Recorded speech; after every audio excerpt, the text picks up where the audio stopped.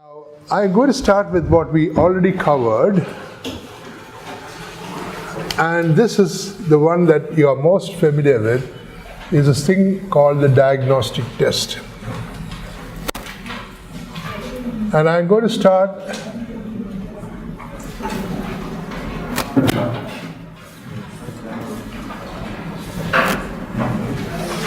this is what we covered. From this, we learn, and let me put some numbers also.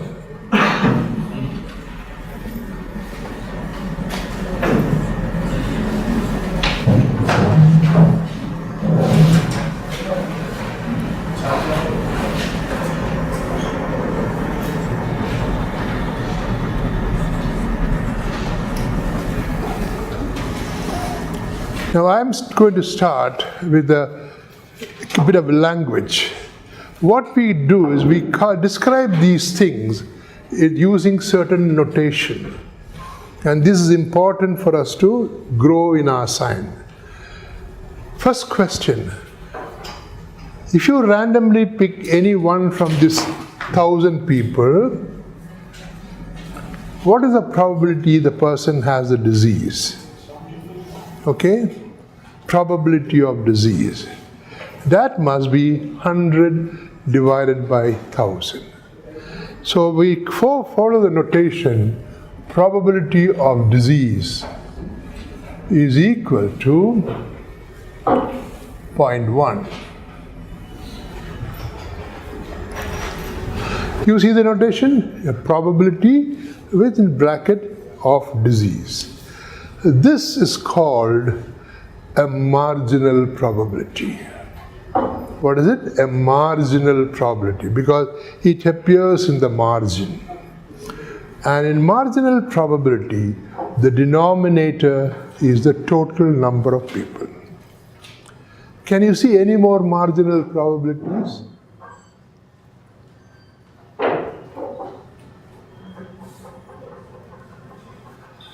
Probability without disease.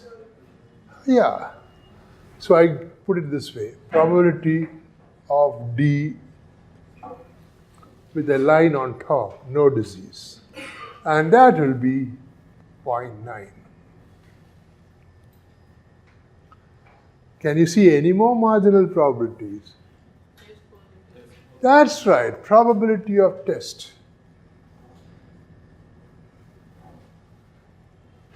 And I didn't put the plus sign, ideally we should, but I'm trying to reduce the material on the board, is equal to what? 0.27. And probability of test negative, you see, T bar will be equal to 0.73. Now that you have looked at that margins, now we'll go into the inside the cell and ask this question. And there are several ways of doing it. But for our purpose today, I'll stick to only one particular type of probability, and that is called a conditional probability. Okay, so this is called the marginal probability.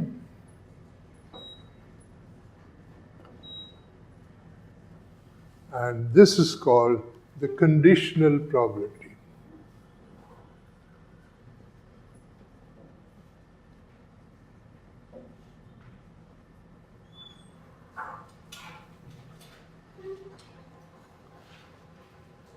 What is the probability a person who has disease will be test positive? How will you calculate that? What is the probability a person with a disease? 90 divided by 100. Yep. And that is our sensitivity of the test. Okay? So sensitivity, I'm going to write, is equal to probability of test given disease, and is equal to 0.9. In a conditional probability, you don't use the total number, use the marginal number. And the condition is specified. Given the person has disease, that is the condition. What is the probability the test will be positive? And that's what we call incidence. Sensitivity. So, what other kind of conditional probability you can think of? We like to look at specificity. Will be equal to probability of tests being negative given there is no disease. That's equal to 0.8. Can you see that? Given that the person does not have the disease, what is the probability? Can you see the notation clearly? I find it difficult to see. It's T bar, D bar. We can also create another conditional probability called positive predictive value, which is equal to probability of disease given test. That is equal to 0.33. Can you see that also? Probability of disease given test is positive.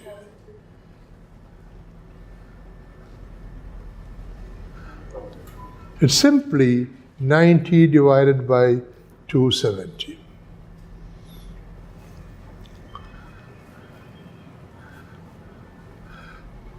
Now our friend negative predictive value.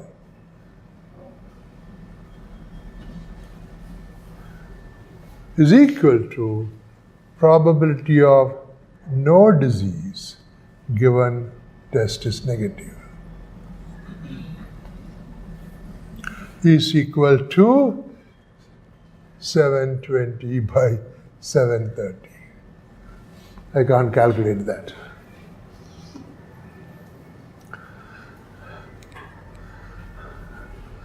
We have not learned anything new except to write what we have already known using a notation which comes under the whole concept of probability theory. And the aspect I keep talking about is that we use a lot of a theorem by an old priest called Bayes, and it's called Bayes' theorem. Not very popular among general medical students or college faculty, but extremely fundamental in nature and really when you go into research. So this is going to be an introduction to this concept of Bayes' theorem. Now, I got these numbers and I got these kind of thing, and I'm going to venture into presenting to you what Bayes wrote down, okay, many years ago. I will not justify, but you can later on check out whether the numbers tally. I'm going to write down the equation. Probability of disease given test is equal to probability of test given disease. You see, this is a mirror image. Probability of disease given test is equal to probability of test given disease times probability of disease divided by probability of test.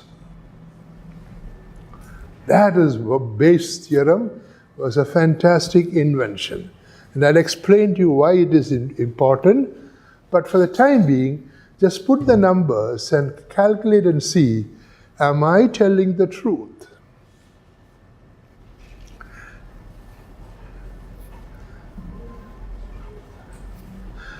And I suggest that you use these already calculated numbers to justify it. Or you can use your actual number.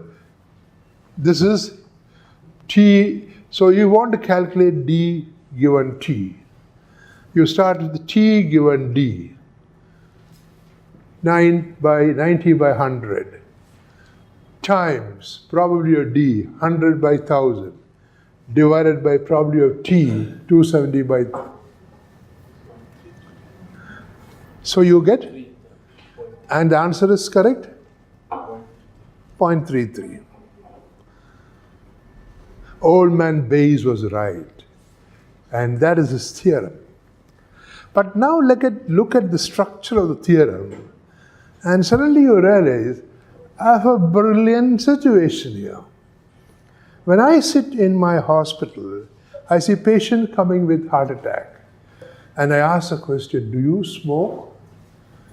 And after some time, I say, of the hundreds people whom I talked, 80 said yes. So probability of smoking, given heart disease, is 80%. But then that doesn't help me. What do I want to know? I want the other way around. Probability of heart disease given smoking. Because that will tell me, is smoking a risk factor? To get that switch, I can use this equation. That's why Bayes' theorem became extremely popular, because it deals with the conditional probability, and you can calculate the mirror image provided you know this and this.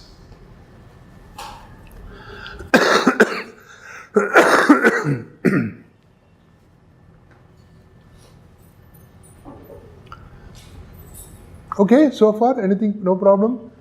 Everything makes sense, right? All right. Now, I have a difficulty with this equation. I can figure out probability of disease from my clinical knowledge, but I can never figure out probability of test. If you go there, unless I have 1,000 people who have done a test and I can look at the data, here I know it because I've given the data. But in real life, a patient comes with the test positive. How do I know what is the probability of test? It's a figure we can't get unless you have finished a large survey. So I want to get rid of it from the equation because I can handle this. What is this? This is sensitivity. I know sensitivity. I can figure out clinically what the probability of disease is, but I can never know what is the probability of test. So I want to get rid of it. Now I am tempted to take a duster and rub it off, but that's not allowed, right? So I write one more equation. What is the ultimate motive? To get rid of this chap. So I'll write down probability of no disease given test is equal to, I'm starting equation. Probability of no disease given test. What the heck is that?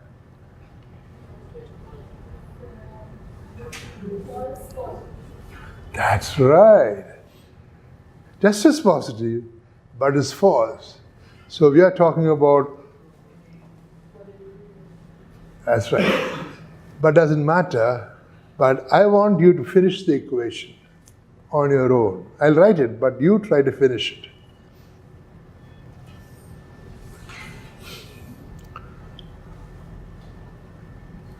Will be equal to the mirror image, probability of tests given no disease,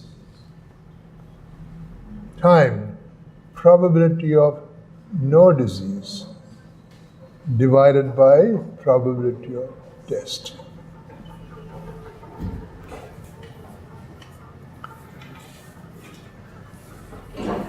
You must be wondering where the hell this guy is going, right?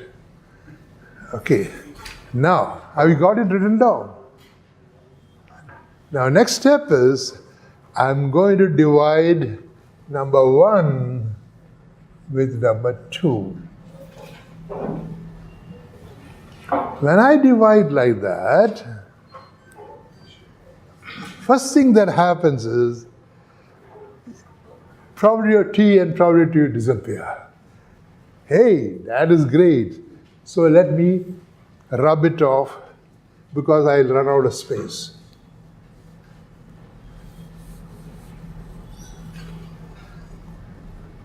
Now I can divide the other two things. What am I going to divide? This by this and this by this. Right? So probability of test given disease divided by probability of test given no disease times probability of disease divided by probability of no disease is equal to this. Probability of disease given test divided by probability of no disease given test.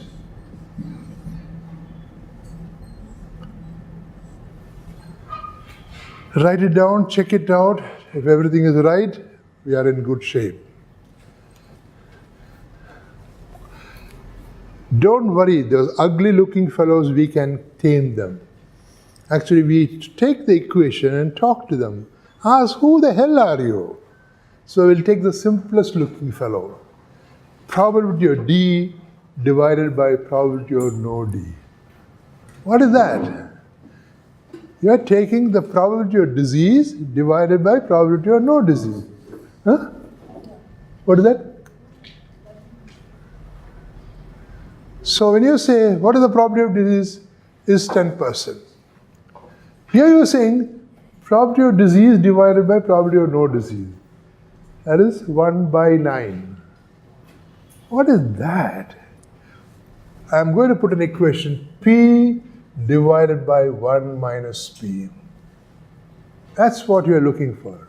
And do you know what that is? That is called odds. Odds. If you take a die and throw it, the probability of getting a 6 is 1 by 6. But probability odds of getting a 6 is 1 by 5. Why is that? One way you can get it, 5 ways you can't get it. Odds is a way of measuring chance, a legitimate way, but it is P divided by 1 minus P. All right? Now, in the case of dice, how did I calculate it? Probability of getting a 6 is 1 by 6. Probability of not getting a 6 is 5 by 6. So, if you divide this by that, it's equal to 1 by 5. So, P minus 1 by P is the odds. So the equation, we don't have the probability of disease, we have odds for disease. Odds for disease is your equation here.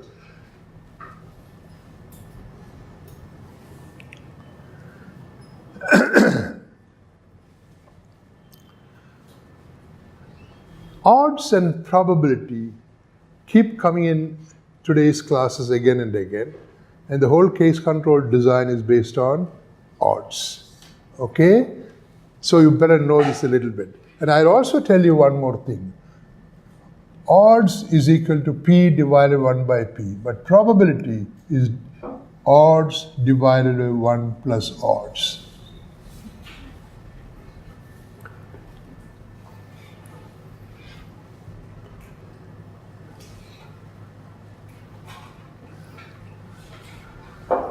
So, we have mastered this. Now, can you give me what this is? Probability of T given D. Probability of test given disease. Sensitivity. So this is sensitivity. Our friend, we know this guy. What about this? That requires a little more sharp thinking. Probability of tests being positive when there is no disease.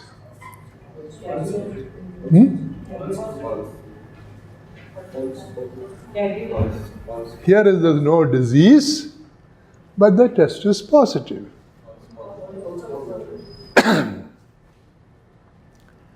This is equal to 1 minus specificity.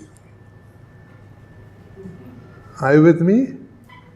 That equation is equal to 1 minus specificity. Let's look at specificity. We have already calculated it. 0.8. That is specificity. This is 1 minus specificity. You have understood? I'll give you time. Watch it, look at it, and be convinced, because if you don't understand this, you won't understand the next step. What is this? Probability, given that you don't have a disease, probably you'll be test negative, is this 80%.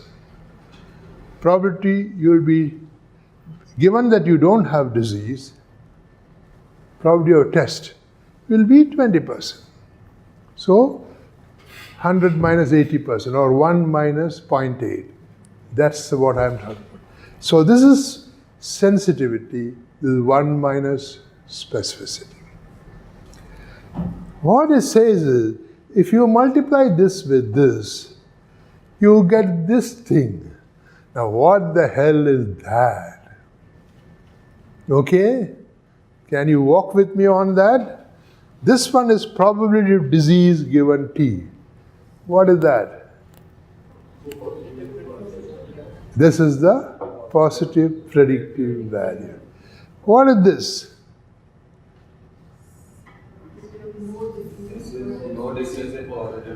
Yeah, this is 1 minus positive predictive value. Okay? 90 by 270 is positive predictive value. 1 minus that is 180 by 270. That's also odds. That means odds for disease given test is positive. Not probability, odds for disease. The top is probability and below is 1 minus probability. So I can now rewrite this whole equation using a new kind of a formula. Post-test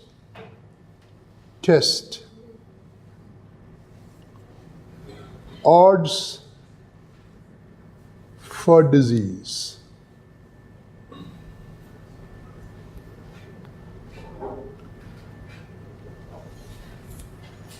This is not post-test probability. It is not positive predictive value. It is the post-test odds, because you are dividing post-test probability with 1 minus post-test probability. So post-test odds for disease is equal to, this is what? This is odds for disease. Pre-test odds for disease. Pre-test odds for disease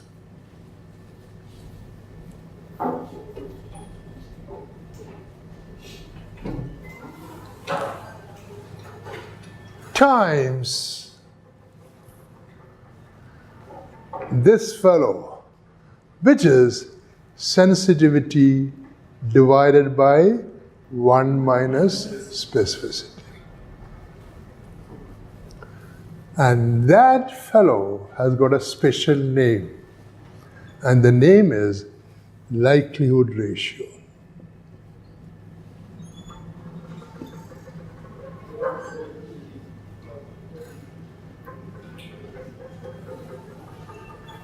So, have you got that? Pre-test odds for the disease. You have to work in odds because we did the calculation to get rid of probability of test, no? So that's why we are working in odds. But remember, once you calculate in odds, you can use this equation and get back the probability, which we all understand. Odds, we have a problem understanding. All right.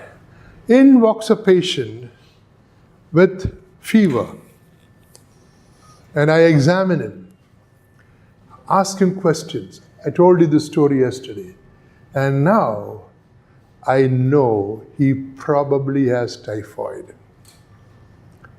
Okay, so how is the probability? Because he's got a soft splenomegaly, a relative bradycardia, and he has got coated tongue, and his profession, and his eating habit, I think he's got a 50% chance he's got typhoid. Because somebody has already done his malaria test that was negative. So now I'm fairly convinced a 7-day fever must be typhoid. So I start my equation.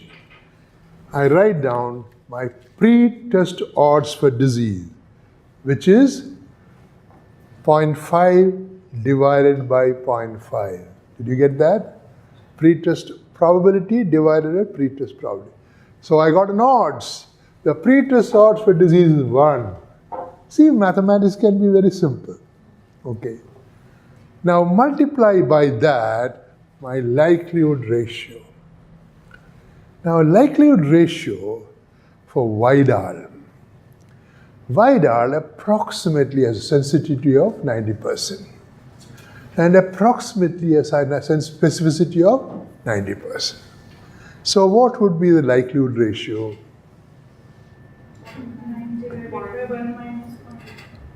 So what will it be? Point? No, let's calculate. Sensitivity is 0.9 divided by 1 minus 0.9 is equal to 9. Is anybody disagreeing? No, better not. Okay, so I multiplied that. Is equal to 9. What is that? That is the post-test odds for disease. It is not post-test probability. It is not positive predictive value. It is only a post-test odds. Now I want to convert it back to probability. Odds divided by 1 plus odds is equal to 9 by 10. That is 90%. So now I'm 90% sure, certain, this guy has got typhoid. Every diagnostic test, you are supposed to do that. That's the way a clinician mind is supposed to work. So you can't remember everything. But which fellow is the most important chap in as making sure you have a large likelihood ratio? Because your large likelihood ratio, your post-test probability will be very high. And what decides likelihood ratio? It is the specificity more than sensitivity. Because if you have 99% specificity, your denominator is going to be 0.01. So your likelihood ratio can climb 90, 900. So diagnostic tests become useful if you treat it the right way that you should do. So long ago, I remember one of my youngsters, They were sitting in a cafeteria and talking. You know, JP doesn't know all that much medicine, but he is awfully lucky in guessing. Okay, he's right. Exactly. Clinicians are guessing all the time, but not guessing just like that. Guessing based on probability, and that is the art of clinical medicine. So somebody came and complained, he was bad-mouthing you. And I said, you should congratulate him. He found the secret of my clinical skill. It is the guessing. But guess using science. It's called scientific guessing. Have you ever heard of it before? No. So, what have we learned today? We have learned that there's something called odds. Odds is probability divided by 1 minus probability. And in mathematically, sometimes it's more convenient to work with odds than probability.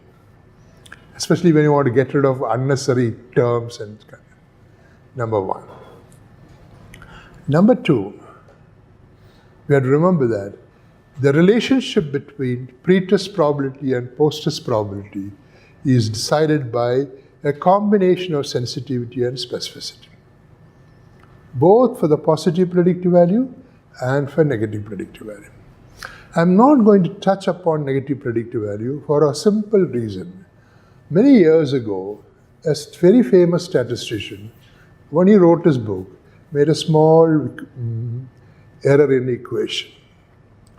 And what did everybody do? They all copied it. And what did others do? They copied them. And everybody copied them. And this error stuck.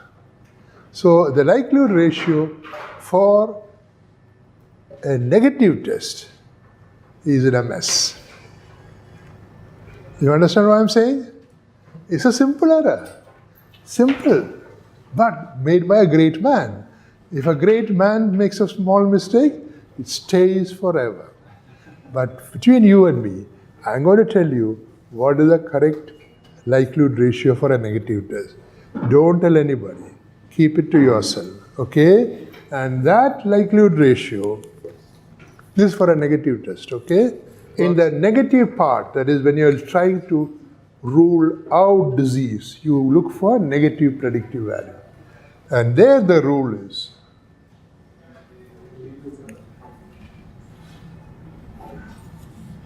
post-test odds for no disease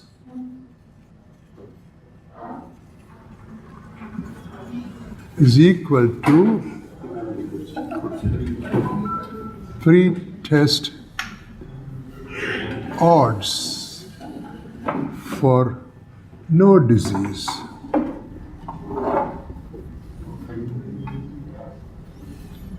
times likelihood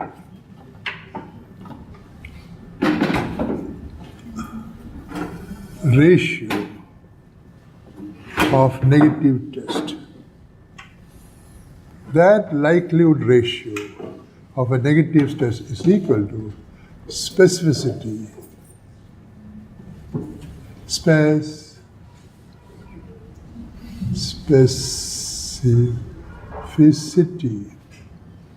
divided by 1 minus sensitivity.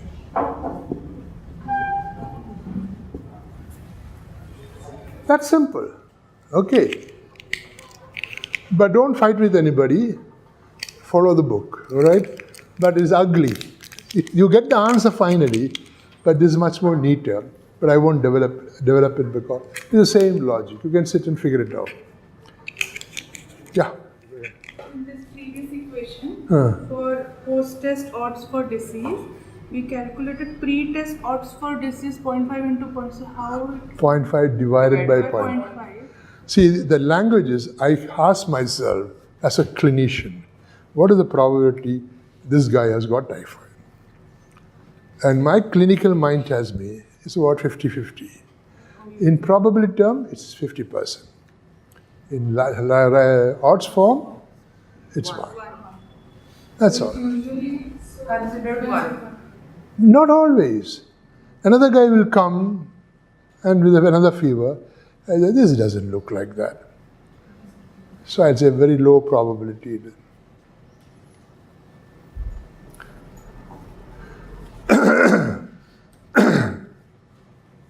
Whenever we see a case in the hospital, we finally come to a clinical diagnosis.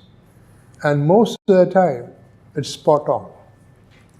I had to have a professor who was I was an intern under him. The guy, every time, had a diagnosis. But his chart had only diagnosis, nothing else. How we came to the diagnosis, he won't write. That will drive us nuts. Okay? And that is the problem with some of the good clinicians. They won't tell you why they come to that conclusion. But if you write it properly, you will get most often, a reasonably good diagnosis. That is all clinical medicine. But that's where the test, nowadays there is a tendency, you take a slip of paper and tick for all tests. And the test comes positive, he's got this. That doesn't work. It is a bad clinical practice. All right, good.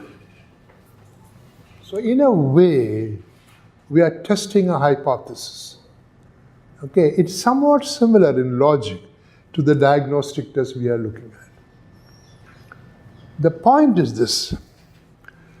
When we ask a question, does this vaccine work? We are seeking truth. And who knows the truth? Only God Almighty. So, we put truth on top. We don't know. The truth may be, yes, the vaccine works. Yes, the drug works. Yes, there is an association between smoking and lung cancer. So all those is one group of answers. But there is an opposite also. No, it doesn't work. So there is no. This yes and no can also be seen from a study point of view, from the investigator point of view, as a different angle. The investigator comes with a null hypothesis. And null hypothesis always is no. The opposite of null hypothesis, yes, drug work. But this truth only God knows. That is the problem. So our little investigator does a study. And he may come out of the feeling, yes, this drug works, or no, it doesn't. Here, the person rejects the null hypothesis. Here, the person accepts the null hypothesis. Okay? Now, it gives you these 4 columns. Just like in every other place. You give epidemiologist anything, he'll convert into a 2x2 cell. Okay? Now, if you are an A, then the truth is it works. And you found out it worked. There is joyful noise in the heavens. My son, my daughter has discovered the truth. Okay? Similarly too, if you are here, you have found the truth. And then, supposing you are here, that is, you are saying, yes, the drug works, but actually it does not. That means you are making an error. And we call that type 1 error. And if you have some Greek connection, you can also call it alpha error. Okay. Both are same, synonymous. Similarly here, when you say, hey, this drug doesn't work, but in fact it works, then you are making a type 2 error or a beta error. The question is, how do you know whether you are here or here? On the contrary, when you say there is no association, how do you know whether you're here or here? The truth is, you would never know. But all is not lost. You can calculate the probability of you making a type 1 error or you making a type 2 error. And if that probability, using that you can decide, it's okay, I think I'm comfortable with this. In other words, when you say, yep, this drug works, you look at the probability of a type 1 error, yeah, it is there, it's small enough, I can handle it. Okay, I won't go to jail. Similarly, the other one. So this is the design under which we work. But what I want you to remember is this. Now, this is stuff that is a little tricky. Look at this way. This is something similar to our diagnostic test. Disease present, disease absent. So this A actually is a true positive. And this one is true negative, false negative. So here we don't use that word sensitivity and all. We call 1 minus beta as power of the study. What does the power mean? Assume the drug works. First, then, if you do a study, what is the probability you will find that truth? For example, if you think the drug works and you organize, let's say, 100 studies, will all the 100 show statistically significant? May not. So that means you will be making a few cases, few studies will go into this area. So that is the notion. You can never trust that you'll always find the association which exists.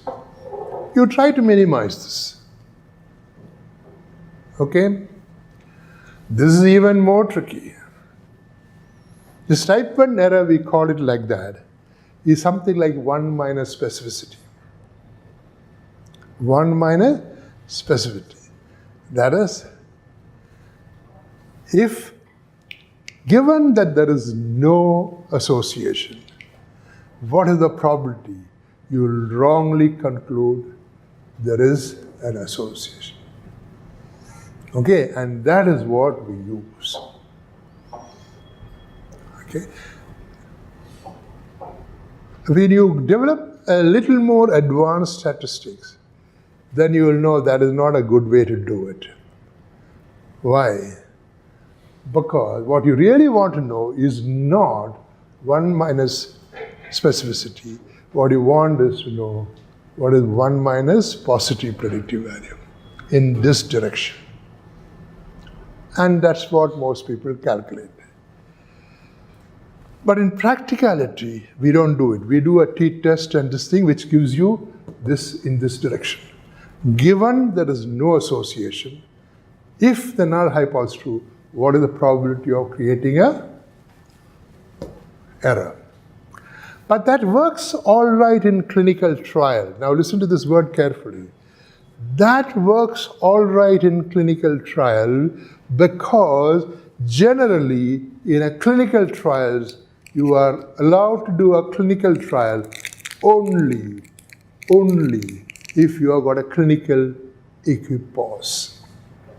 What is the meaning of the word clinical equipoise? What do you think? Clinical equipoise. Either way. In other words, your pre-test probability, pre-study probability that the drug works is 50%. Given that this mechanism is fine, but you know when it breaks down? The moment you start doing subgroup analysis, within group analysis, your pre-test probability is short. And then you had actually calculate the other way around, which is a bit more complex we will go into, but there is a method, and that will tell you what is the actual probability you're working with. And that is a problem with clinical trials. Now, a lot of people take the clinical trial data, because the computer is so fast, because you know statistical analysis, you're subject to all kinds of analysis, and suddenly a few p-values come. He goes to town saying, I found that. Where is my Nobel Prize? Okay? So that is the problem with people. So the rigor of clinical trial is based on the fact you start with the point of clinical equipoise, where the pre-study probability of success is 50%. And then this works all right. Understood? Okay. Now we go into the cohort study, case control study. Wow. There the pre-study, yeah. Mentioning on this question, which error is more difficult or more dangerous? Gosh. All errors are bad. Okay. Now this question comes up. Now, generally, we keep. Now, I'm going to answer you the expected answer, okay? You know what I am supposed to tell you. I'll tell you that first. In general, we keep 0.05 as a type 1 error. This originated from clinical trials. Why 0.05? Because most drug controller board want to have a discipline available. A pre-study probability of 50% chance that drug works, one. Number two, type 1 error of 0.05. So before you go to the drug controller, you satisfy these things. They are comfortable because scientifically the 0.05 works both ways. This way and this way. All right? So 0.05 got stuck. Why not 0.06? The controller said, no, you go back and repeat the study till you get 0.05. Because the world knows 0.05 is a god, so you have to worship it. Now, he's a dummy actually. It's not even the right probability to calculate. But that has become a regulatory thing. But type 2 error, we usually keep it as 20%. And the justification given is, if you say, yeah, this drug works, and you start using it, and it is wrong, you will be creating trouble. If you say the drug doesn't work, and don't start using it, nobody gets hurt, right? So a little larger error is allowed. Not true, that's not a good idea. You know? But the problem is sample size. Again, the regulatory body looks at the sample size. Whenever you say 0.05 and 0.2, they are happy. So that is the least sample size. If you try increasing the power and reducing the type 2 error, the whole thing becomes a mess. All right? Now, we got 20 more minutes to coffee time. I want you to bear with me and go through this task. I'm frightened, but I'm going to do it, okay? Because so far you've done well. You've managed to look at the Bayesian approach. We have looked at the this thing. Now I'm going to say something different. I'm going to tell you the entire statistical analysis that we do is extremely simple. What you take is two groups and you look at them and study, is there a difference between them? And if the difference is large enough, then you say drug works. If it's small, you say drug doesn't work. Who decides big or small? Statistics. And how does that work? We start with a null hypothesis. Actually, drug doesn't work. Everything is by chance. Huh? We heard that line before, chance. In chance, that means you can quantify things, you can measure things, and then ask the question, does chance alone explain this, or something else is there? And that's how you go. So you got a little difference between the two. I call that D. What is the D? D is the difference between the two treatment groups. And what do? Very simple. You divide that by standard error. Standard error of difference. All statistical tests are in that little equation. Okay, they come in all shapes and sizes, but this is what they try to do.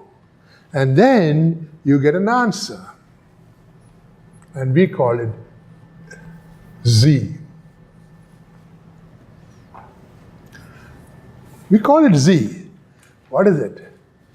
Z is a kind of an area under the curve.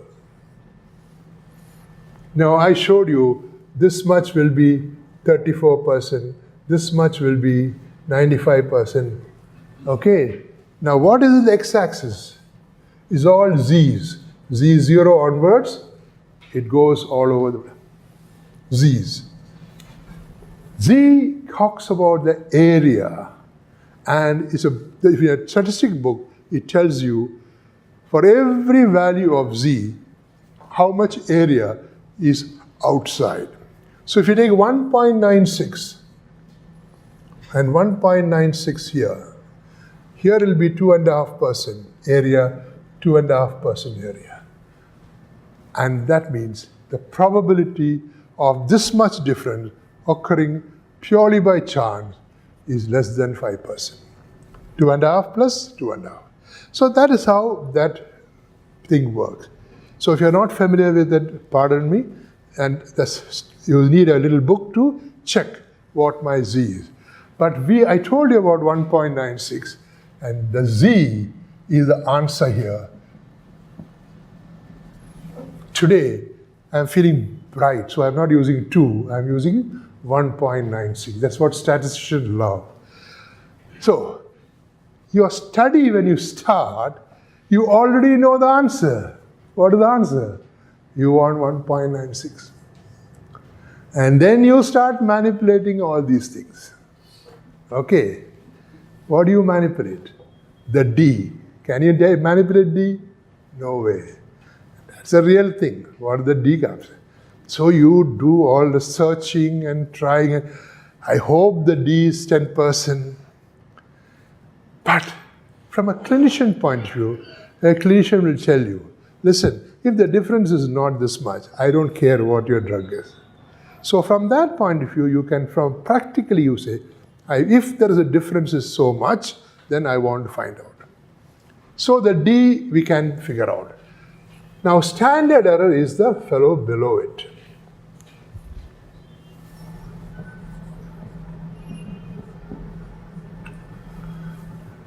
The standard error, I already showed you the equation. Let's take a drug works not, protects not. I told you the standard error is PQ by N. P is probability. But here, there are two groups, P1 and P2, two outcomes. So what happens? We have got to accommodate both of them. P1, Q1 plus P2, Q2 divided by. And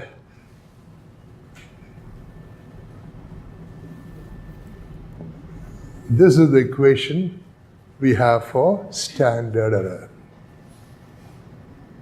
I am going to shorten it. I'm going to add P1 and P2 divide by 2, I'll get an average P. Q1 and Q2, I'll get an average Q. N1 is equal to N2. Wow, I reduced this whole ugly equation to something very simple.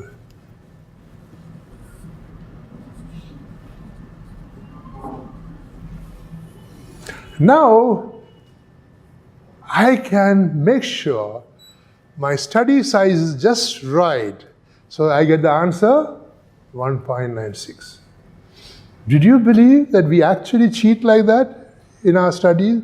Yeah, we fix it. It's practical. It is not cheating. Okay, it's sensible approach. Otherwise, you won't know how much to study. So now, to get the n out, we have a problem. Why? The square root is sitting there. And I showed you, whenever you find a square root, just take a duster and rub it off. And there you are. But then this becomes squared and this becomes squared. That's not bad. Now you are in a shape to take out this n. And n is equal to 2pq by d square into z alpha. We got a sample size calculation. All right? That is the sample size that you are going to have. Except there's a problem here. Let's say I'm going to believe there will be a 10% difference between the two groups. What is it? 10%. I am fixing the whole equation so I get 1.96 if 10% actually is the difference. And let's also assume, surprise, surprise, the truth is it's 10%. Okay? However, when you do the study, chances are you may not get exactly 10%. You may get 10.1% or 9.9% or 10.2% or 9.8 or 11% and 9%. Hey, this D is like a pendulum which can move either way. Normally, without any manipulation. So you have to take care of that. So what happens? This particular equation has a power of 50%. Half the time it will tell you your drug works. Half the time it will be, say, won't work. Why half the time? Because half the time value will be 10 or more, half the time will be less than 10. So you're walking into a study having created a trap where half the time you will get a right result and half the time you'll be making type 2 error. So what you do? Be smart, add a little more number, and we have a system by which you do that. We add a term for beta error called Z beta. And that creates the whole problem is solved. Sorry, here. Z alpha plus Z beta square. Now this works much better. What is the type 1 error? 0.05. For that, you have to give a value of 1.96. Type 2 error, usually 20%. You give a value of 0.84. Okay? Your calculation of sample size is there. So any clinical trial you want to do, all you need to do is have extremely involved consultation on D. Don't take that lightly. That is the most important one. The rest can be fixed. You actually fix it, provided this is clinically important. Okay? Now, I'm going to give you a task. It's a difficult task. Supposing you want to do, after the study, I want to calculate the power or type 2 error. Can you redo the equation? That is, from this equation, can you take out Z beta and write Z beta equal to? Try that. I'll give you a clue. To do that, first you have to get rid of this square. Right? That means what happened? This will become D.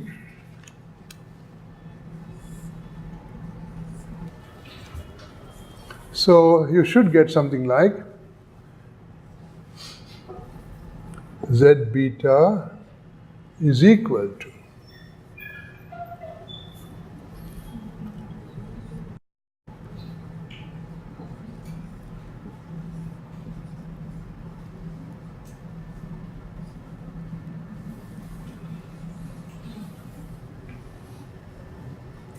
All right?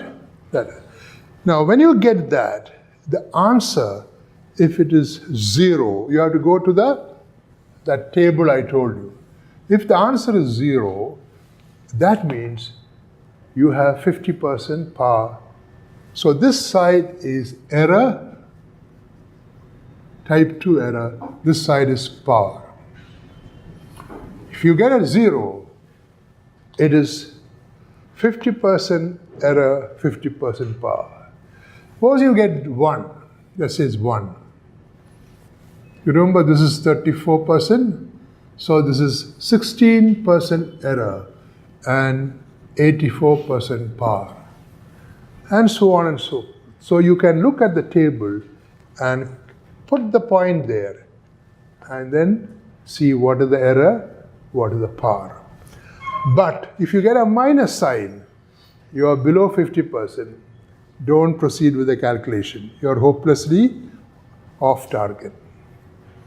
Now, this equation is used for various D's and various N's so that you can say, you call what is called power line in preparing your protocol, saying even if the D is a little less, do I have the power?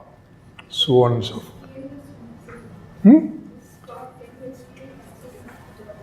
This one. So what we have in statistics book is a little picture like that and tells you this whole table is on standard normal deviates.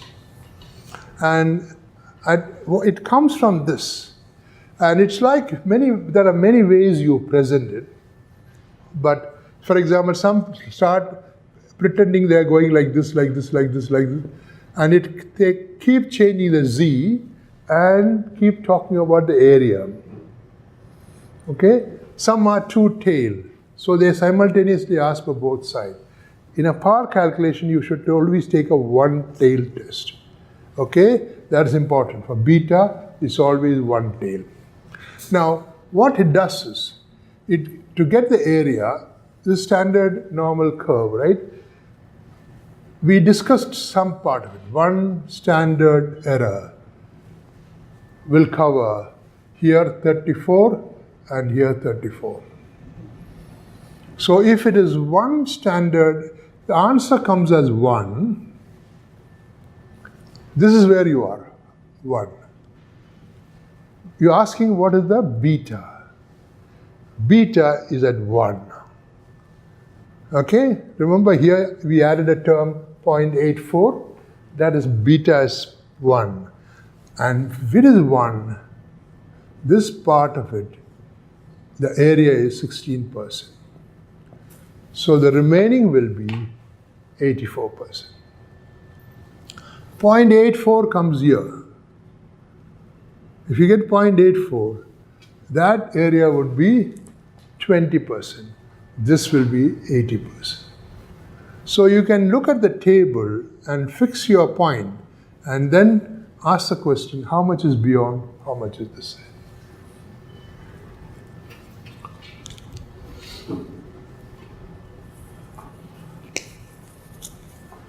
Okay, so we have actually learned a basics of statistical analysis, how to calculate sample size, how to calculate type 2 error and power. In terms of kind of a complexity, observational designs are tough to design, interpret everything, because clinical trials are fairly straightforward. If I were to design a clinical trial, I'll design it and find a manager. What kind of manager will I put there? A manager with no sense of humor, don't think too much, okay, nitpicking, petty all the way, making sure every bit of data is entered, Okay, person you would never want to call for a party, that is the perfect manager for a clinical trial. The rule is don't think, do, follow instruction. That is clinical trial. Okay? Observational design different. It has become a little more complicated that way. So let's try. Now, under observational designs, you all know the design. We have basically the cohort, case control, cross-sectional, ecological, and there are some vague designs like space-time cluster studies, familial aggregation studies. But just say one word about ecological studies. Now I would like to ask a question. Can you tell me what the ecological study is? And one of you should answer, kindly. And if it's wrong, I'll shout out, wrong answer, okay? Gives me great satisfaction doing that. All right? What is ecological study? Answer confidently. You don't want to make me feel satisfied? Yeah, say. Ecological study. Beta may not be? The information collected is not at the individual level, or unit of study could be given area. Unfortunately, she didn't give me the wrong answer. So I can't say wrong. She did correctly. But most people say it's about ecology, environment. Ecological studies are something like that. There are no subjects. They actually use aggregate data. I'll show you one study. It was done long ago. This is from India. They used 2 pieces of information on every state of India. Okay, 2 pieces. One is infant mortality rate, and the other one is maternal literacy rate. The x-axis is maternal literacy. And this is IMR. And each state contributed 1 point.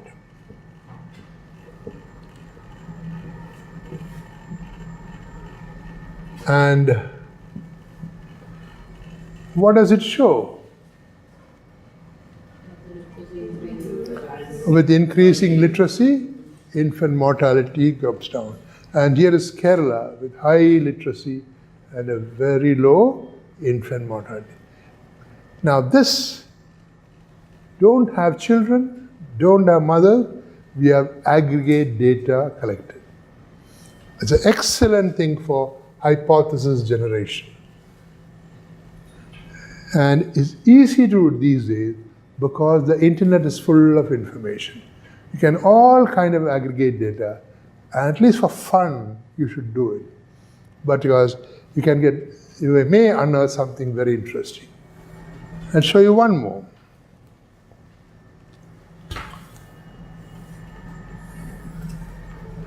This is done in Europe. Percentage Protestant.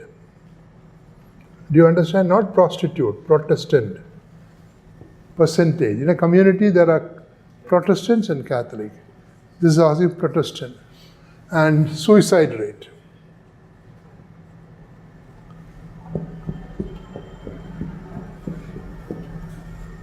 Wow.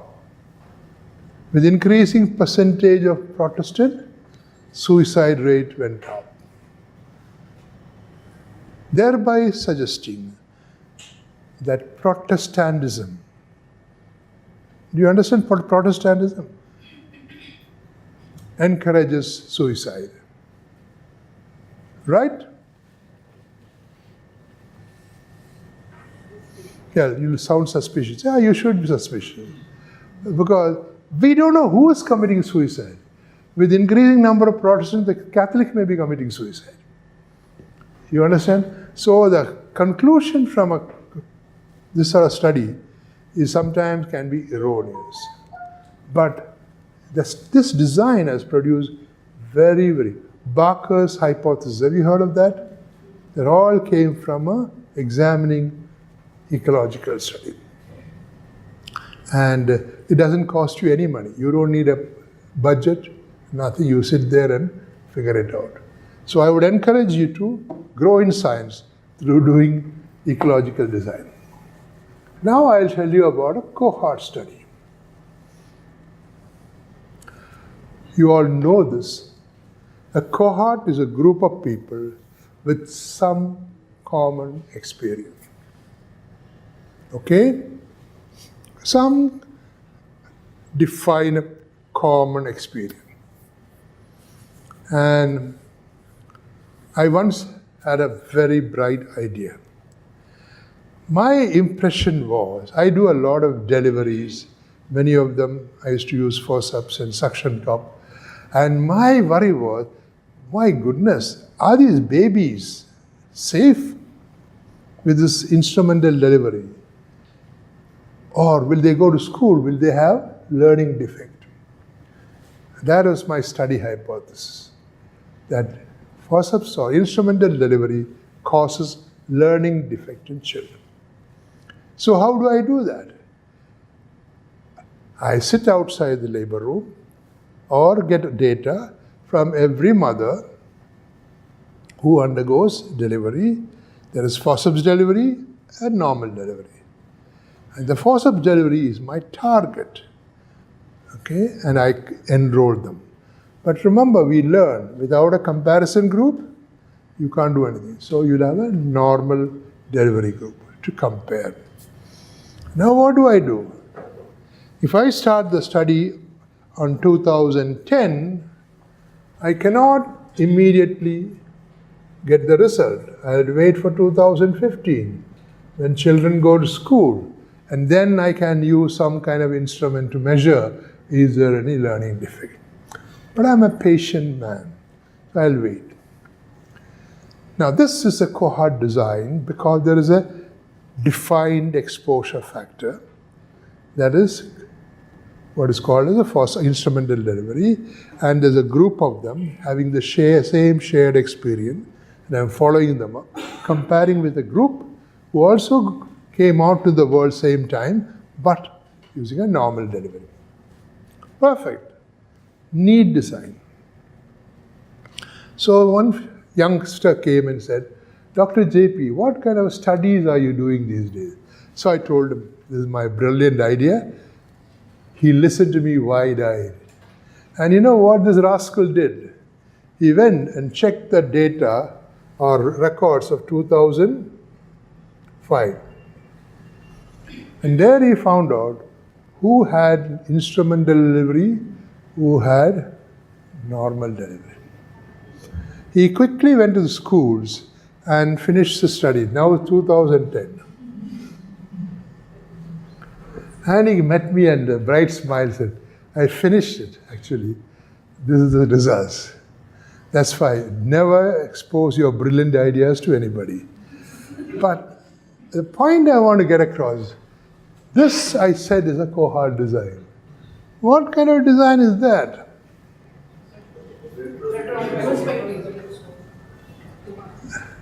Will you say that line again for me? See, I didn't repeat it.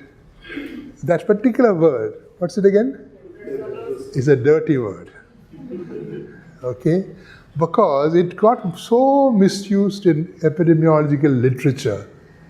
To the extent possible, it has got all kinds of meaning. And in one time, MGR University banned any, what is the word? Study. Okay. Now, none of the people who are written textbook epidemiology ever called that design.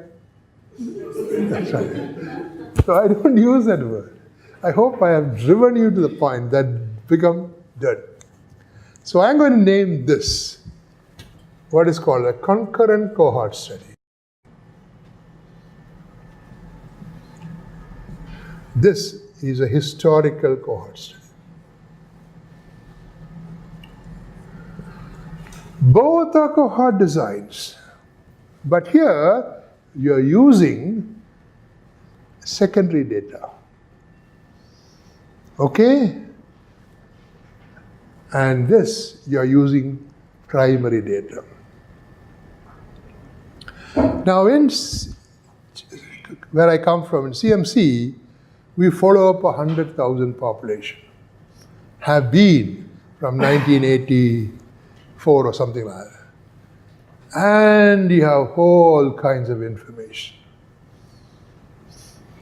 What information? Birth weight onwards, you name it, information is stored. Now this becomes a repository. Children are born, people die, we get information, cause of death, whole lot of stuff. But the stuff in the computer is no use unless somebody studies it. So I personally encourage historical cohort studies if the center has a good repository of information. Okay. Now what we are not following up any cohorts. We've got a population under follow-up. But hidden there are many cohorts. Somebody put them up together. For example, somebody wants to study, does birth weight have anything to do with tendency for diabetes later in life? Barker's hypothesis. So they came to us, do you have children born 30 years ago whose birth weight is known? Oh yeah, and we have the address, we know where they live. Thank God. Otherwise, what he has to do is, he has to recruit them in the cohort form and wait for 35 years. So cohort studies, unless you have a good life expectancy yourself, you'll never be able to do it. This is great stuff. Okay, but the principles are same. So that is how. And finally, you calculate the same thing. Incidence of the problem in exposed, incidence among unexposed. You divide one by the other. And relative risk. But after having said that, I should allude to the first cohort study, to my knowledge, which was very important. I mean, other studies have been there. This guy did on London drivers and London conductors and drivers. He looked at their, fashion like this, mortality. And do you know what he found? The drivers had a much higher mortality than conductors. This study was done in 1940s, okay? Or maybe 50s, I may be mistaken, very early. Now, what would you conclude from this study?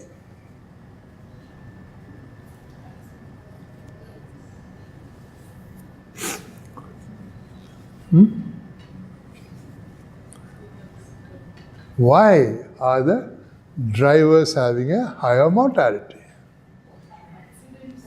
Occupational hazards. It's related to something occupational hazards while driving the vehicle. He says the driver causes a whole lot of accidents and they die.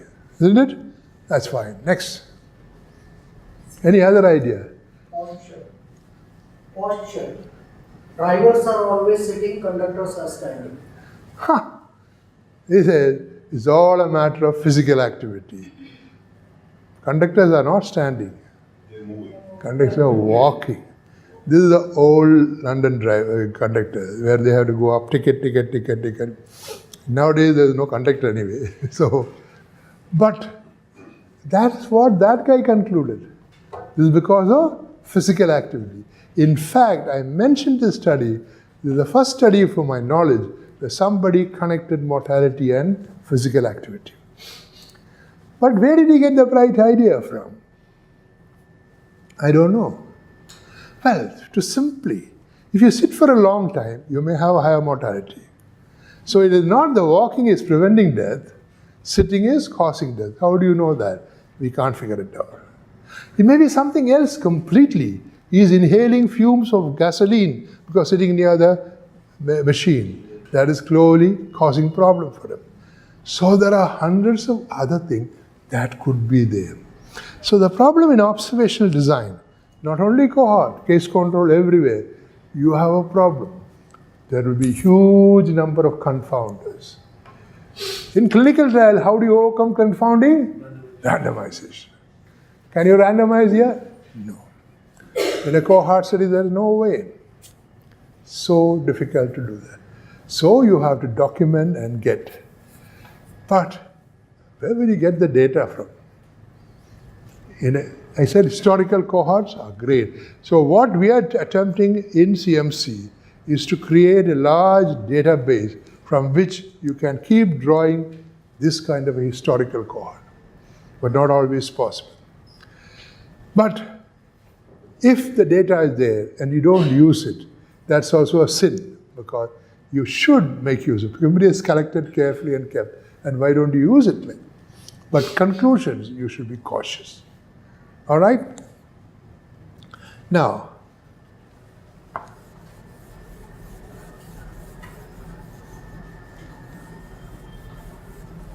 I'll come back to that in a moment, but I'm going to tell you suddenly about case control study. Practically every one of you have heard of case control or read a case control study. You know how it works? I'll show you how it works. I'm going to take an example of a study where the exposure factor is coffee drinking and the outcome is cancer pancreas. Now, I chose cancer pancreas because it is not a politically sensitive one, okay?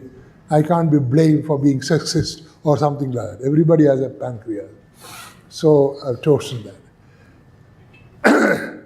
The second reason is that some epidemiologist did a study on cancer pancreas. And you know what he found?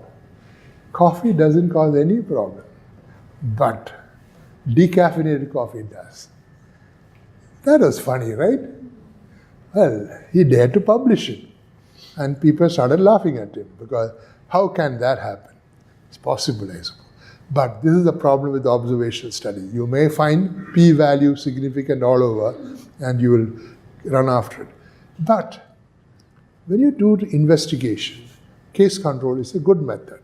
But I'll show you how it works. I want to get some cases of cancer pancreas. It's a rare disease, and I called my friends in Mumbai or Bangalore and Chennai, all the hospital. Hey guys, if you find a cancer pancreas, please let me know. I'll come and talk to them. So I get 100 cases of CA-PAN. And I find out how many drink coffee, how many don't. 80 drink coffee, 20 don't. And I need some controls. For the time being, controls are people without cancer, pancreas, okay? The control selection is the most important thing in a case control study. And 50 you drank, 50 you didn't drink. A, B, C, D. You remember the 4 letters, my favorite one? They appear here also. And then I do this tricky calculation. I say AD by BC is equal to 80 into 50 divided by 50 into 20 is equal to 4. Yeah. If you drink coffee, your risk of cancer pancreas goes up 4 times as compared to if you don't drink coffee. Everybody look at you. Aha. There is an incidence of cancer among coffee drinkers. Where is the incidence of cancer among non-coffee drinkers? No. What the heck is that AD by BC? And you get 4 now. Huh? It's the odds of coffee drinking among the patients. Huh? It's the odds of coffee drinking among the cancer patients. So it doesn't look very convincing. You're starting with cancer and see how many drink coffee. Have controls, how many drink coffee. But this, to call it a relative risk, that looks shady. Okay? So, people always look at case control studies very suspiciously. They're saying things like, whatever you do as a case control study, later you should confirm it with a cohort study. Or case control study cannot prove anything. What they are publicly admitting is they don't understand case control study. Case control study is nothing of that kind. They're brilliant. In fact, there is a branch of science called epistemology. Have you heard of it? Epistemology. That's the science of how humans learn. Our learning, that is the science of learning. And the only contribution epidemiology has made to epistemology is case control design. Because it's actually a new way of thinking. Okay? And I put a little thing into it during my lecture on Bayesian algebra, Bayesian approach. We'll come back to that because it's actually looking in a different direction.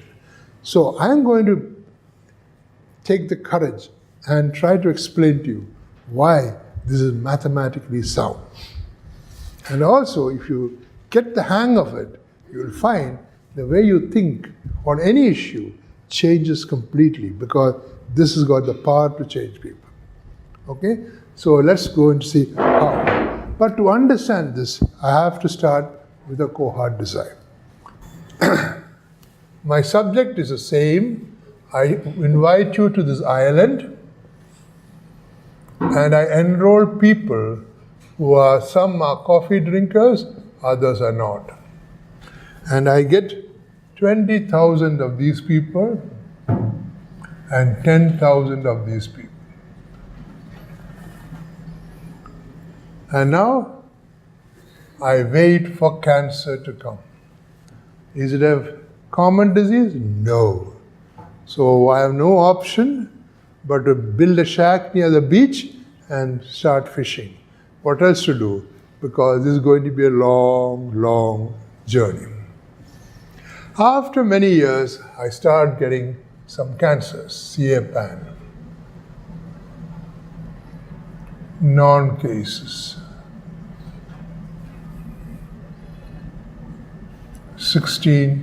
19,984 to 9998. Now I better go and present it in a conference. I may not last that long. So I quickly analyze the data. I calculate the incidence of cancer among coffee drinkers, which turns out to be 8 per 10,000. And I calculate how much in the non-coffee drinkers. It's happened to be 2 per 10,000.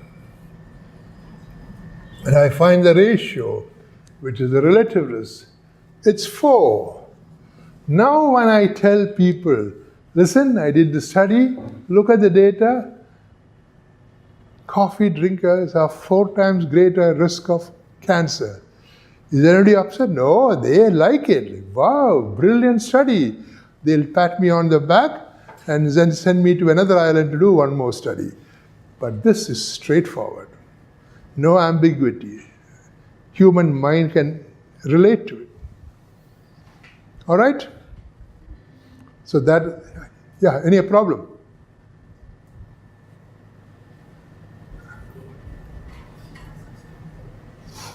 You are just normally suspicious, right?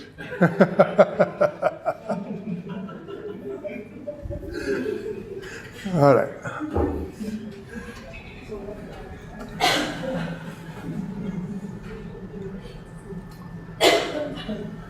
Now, what did I do? I calculated A by A plus B, which is the incidence of disease among coffee drinkers. I calculated C by C plus D, which is the incidence among non-coffee drinkers. I divided one by the other. The answer was 4. That is the relative risk. That's what I did. But I'm going to make a proposition. I'm going to say A by A plus B is almost equal to A by B, provided A is small in relation to B. You agree? Similarly, C by C plus D is almost equal to C by D, provided C is small in relation to D. So I divide one by the other, I get AD by BC, and if I do this, I'll find it is 4.002. Hardly any makes a difference. So whatever I've calculated is pretty close to relativeness. Okay? That's nice. So what's so great about it? Well, let's work slowly. First ask the question. I know what A by A plus B is. That is the incidence of disease among coffee drinkers. What the heck is A by B? What is common about A and B? All of them drink coffee. What is the difference between A and B? Yeah, you are dividing the number of people with disease by number of people without disease. Odds. That's what we learn. So, this is odds for disease among coffee drinkers.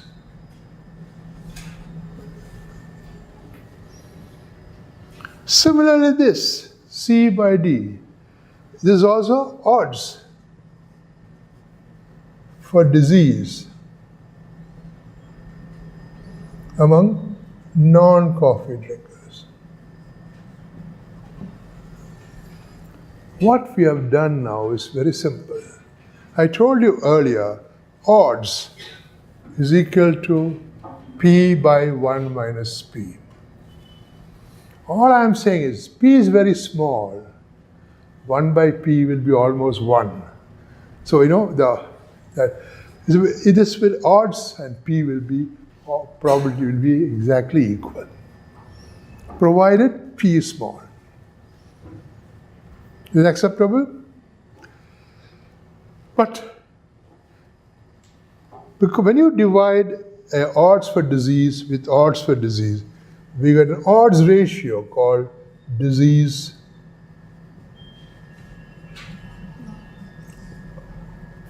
odds ratio.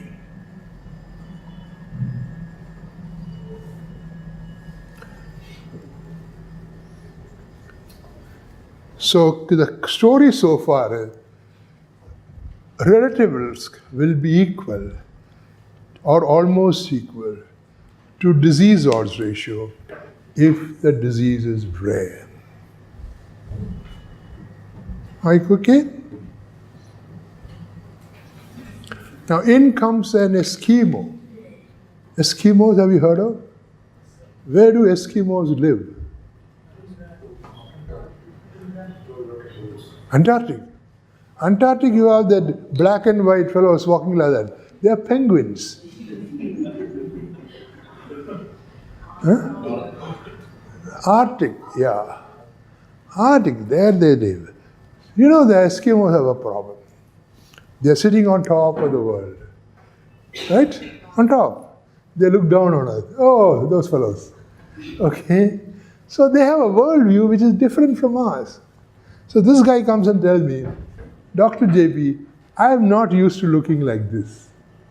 I like to look like this, from top to bottom, because I am used to that. I live on top of the world. All right? Okay. And he writes down A by C. What to do? We have to accommodate all kinds of people, even Eskimos. So what is common about A and C? Disease present. They're all cancer patients. But what is the difference? Coffee. Coffee. So A drink coffee, C don't drink coffee. So this is odds for coffee drinking or odds for exposure That is odds for disease. This is odds for exposure. Among cases. The guy puts down B by D. Again, we ask the question, what is common about B and D? They are all healthy people, non-disease. What is different? B drink coffee, D don't drink coffee. So we say, this is also odds for exposure.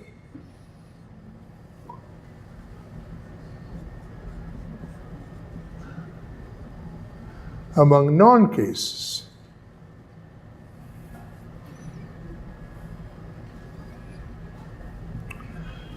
And when you do the multiplication, division, A divided by, you get AD by BC. And this, again, is a new odds ratio. This is called exposure odds ratio.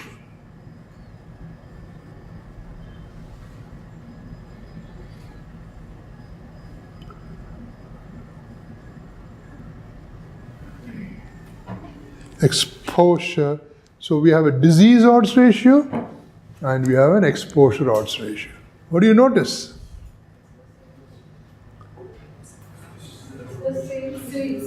It's the same, and you'll get 4.002. Hey, the thing is, this actually is a fantastic discovery we have made, because it opened up new avenues of data analysis. Look at this way. To get information on incidence of disease, you have no shortcuts. Or odds for disease. You have to have a population, follow them up, grow old with them, and then you get the number. What about odds for exposure? Piece of cake. Okay, if you get it right, set up your study, the odds of exposure is nice. You get your cases, see how many drink coffee, how many don't. You don't follow up anybody. Okay? Similarly, the control. But when you calculate finally, you get a dumb, stupid exposure odds ratio, which is of no value. For example, if you do a study on smoking and lung cancer, and you are a case control study, and the odds ratio is 10, you know what it tells you? Smokers' odds for smoking, lung cancer patients' odds for smoking is 10 times greater as compared to that of the control. Who wants to know that? But then you say, hey, hold it. Disease exposure odds ratio, which we calculated, is exactly equal to disease odds ratio. So now I can say that odds for disease among smokers is 10 times greater as compared to the odds of disease among non-smokers. And then you say, hold it, is lung cancer a rare disease? It is. Whether you like it or not, it is. Okay? So, the odds ratio must be equal to relative risk. So now I can say, without any hesitation, that the probability that a smoker will develop lung cancer is 10 times greater as compared to a non-smoker. Now the point is this. We have learned how to short-circuit an entire long cohort study through a case control design. Okay, we still have to work on it, but imagine if this can be done, what a lot of energy we can save. And remember, in our world, lots of cohorts are moving through time. Physically active, sedentary, non-vegetarian, vegetarian, whole lot of cohort. You have choice. you can choose to take exposed and unexposed and follow them up if you are a lunatic and then calculate relative risk. Or if you are smart, you will say, let the cohorts move. As the cases emerge, I'll pick them up. Okay? And I'll have control. And there, I have the exactly same result with much less effort. So that is the brilliance of case control design, because it does exactly the same job as a cohort, but more efficient. But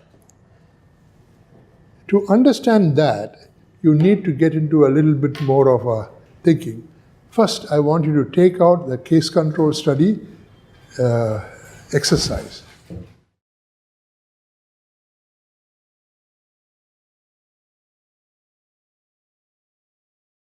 So what is the question asked there? Let's answer second question first. What is the second question? No. There are three questions. First one, what is the exposure factor? What is the exposure factor? It's important that every time you look at a study, ask this question. The number of papers that make a mistake and wrongly call a case control study, cohort study, and a cohort study a case control are many. The question you have to do is always ask, which is the exposure factor, BCG? Which is the outcome, TB management? Then you say, okay, what is the investigator doing? If the investigator is selecting according to exposure and no exposure, that's a cohort design. If the investigator is selecting according to disease, no disease, there is a case control design. So that particular thing you should remember. Hence, this is a case control design. Did you get your odds ratio? Yeah. Now, I'm going to tell you, once you get the odds ratio, you should also calculate what is called as a 95% confidence interval. And I'm going to tell you how to do that. And if you can do it, do it. If you have a calculator, it can be done. Now, computers do it all, but you should understand what it means. Because we already covered the 95% confidence interval and the same principle.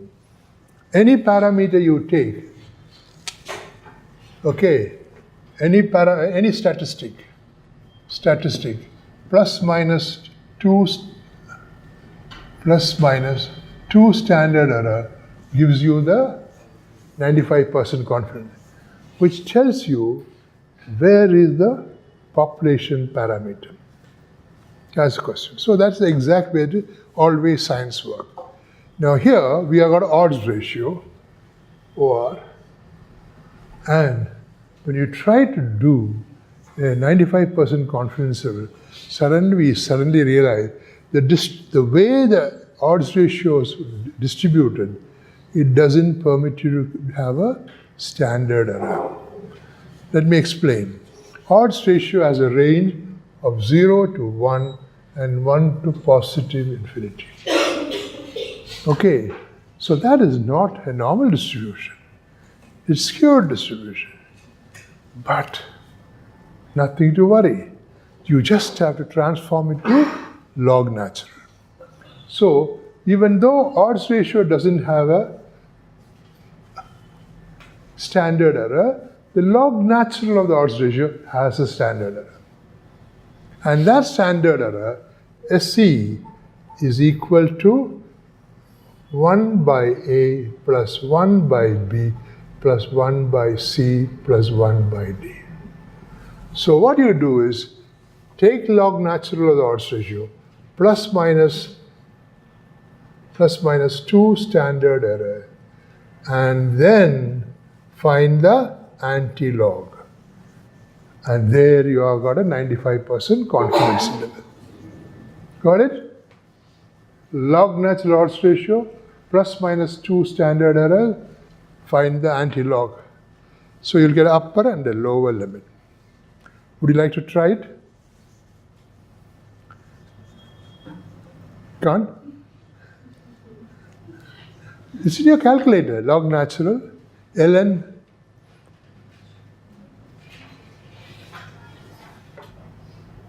When I first got into a plane, I was a nervous wreck. But you should be seen me getting out of the plane and walking away. There was a kind of a,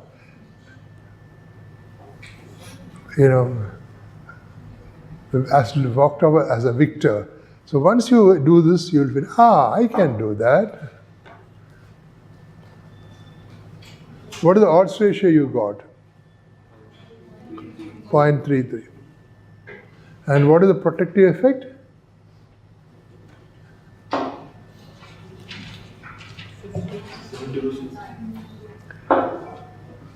Remember, we taught you yesterday, 1 minus relative risk is into 100 is protective effect. Here it is 0.33, so protective effect 67%.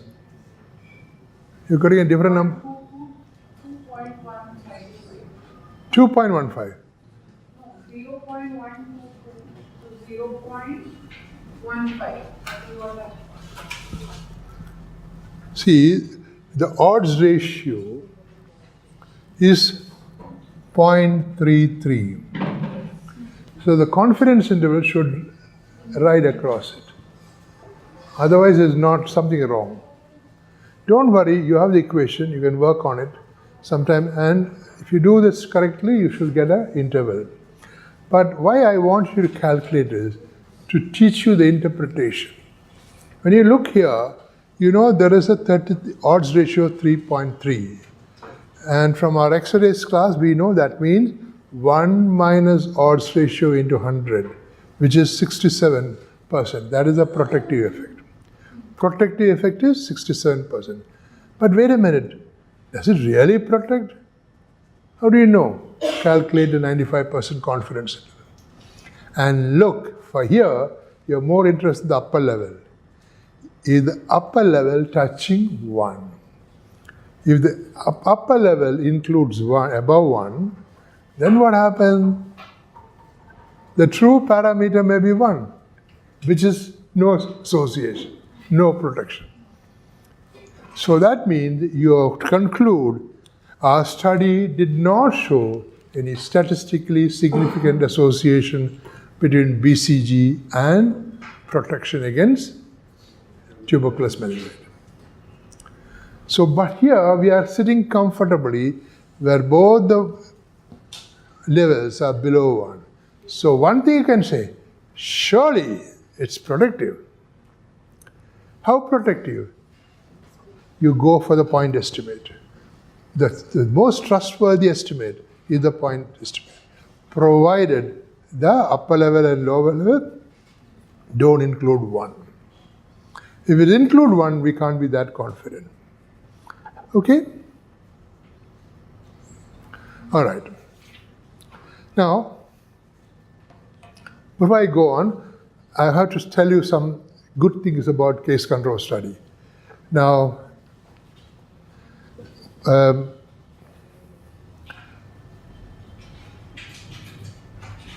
when there was this epidemic in North America of early days of AIDS, HIV, they didn't know what was causing it. Absolutely no idea. It's just that men mainly were losing their immunity.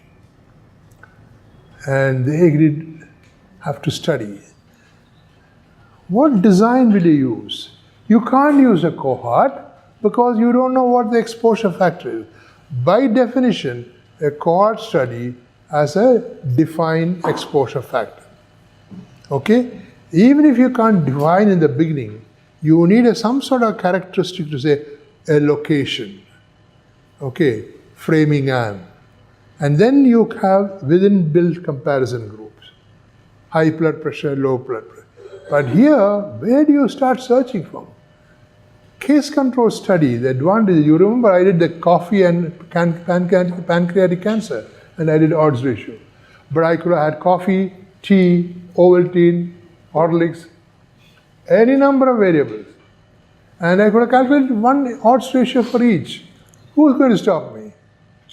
And that's what they did in the case of AIDS. These immune deficiency people, they carefully asked a lot of questions. What are the behavioral patterns? And they had controls.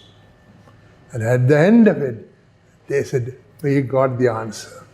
The first paper that came out talked about a risk factor for HIV. You know what it was?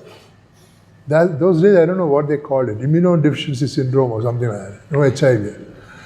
They said, it's all because of amyl nitrite.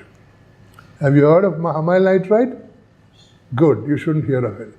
It's something you go high on, you pop it. And then it's one of the drugs people use.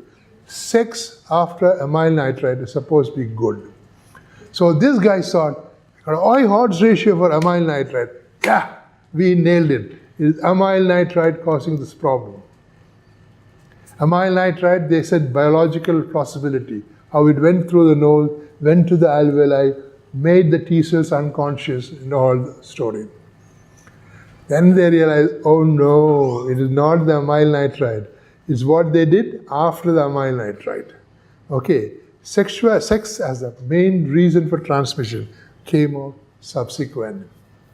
The thing is, when you don't know what the cause is, the only design you can recourse to is case control design. What else to do? I had a friend who studied with me in Baltimore. I told you part of the story. She was against drinking and driving. And there was a passion for her. And those days, it was common practice for Americans to drink and drive. It's a free country. And they were proud of the fact they could drink and drive. And public health people had problem trying to. So her objective was somehow calculate relative risk. And from relative risk, you calculate population attribute. And then tell the congressman and the senator, listen, if only you can stop drivers from drinking, you can reduce the accident death rates by so much. Okay, that is what population attribute does. So she said, I'm going to do a study. So what design shall she use? So she said, maybe I should use a randomized controlled trial. How do you do it? Oh, you take about 200 drivers, randomly allocate, one half gets half a bottle of whiskey, other gets some lime juice, and send them all to the highway. Now, she was planning to do this in California, okay? The laws are very tough there. She would have been picked up and thrown in jail forever, okay? So she said, no, I'm not going to do that. Then she said, okay, I'll do a cohort design. Okay, how do you do that? You have lots of investigators, you send them to different bars, watch that one, 2 pegs of whiskey, that one, only Coca-Cola. You keep, not an easy thing to do, okay? Sometimes you go to tap and say, what are you drinking? Because the data has to be completed. And at the end of it, that fellow had 3 drinks and, he's sort of struggling to walk around and walking to the car, can't find out, you stand there and watch him. And she asked, what are you doing? I'm doing an observational study. That's ridiculous, unethical, right? So, she cleverly chose, no way, I'll do a case control design. How does it happen? Nothing. You take in the place where all the calls come. Along with the police team, she also will end up there, in the ambulance. And what do? Measure the exposure among the accident driver. Okay? If you're still breathing, you can do the breathalyzer. Otherwise, you can borrow some blood. Whatever it is. Exposure to alcohol, no exposure to it. And you need some comparison group, a control. Who would be a control? Oh, just carry on for a little while, wait for the next car to come, and then you say, excuse me, could you be my control? And there you are. She did. Odds ratio, I told you, some 11 or something like that. Brilliant study. And that's, you see, first I said, case control study you can do when you don't know what the cause is, the only design. Number 2, ethical problems are lowest in the case control study because you're coming there after the event has happened. Nobody can blame you, you caused the death and things like that. All right, so that way you're pretty safe. The important thing is you should know how to design the study carefully. And that takes a little effort. Okay, so now I have to tell you some of the not so nice things about case control design. First problem is what is called a selection bias. I very nicely showed AD by BC this way, AD by BC this way. But in real life, how do you get it right? That's not easy. Okay, and the problem related to that is selection bias. But that's a long session, selection bias, and I'll try to shorten it and try to get a feel for it.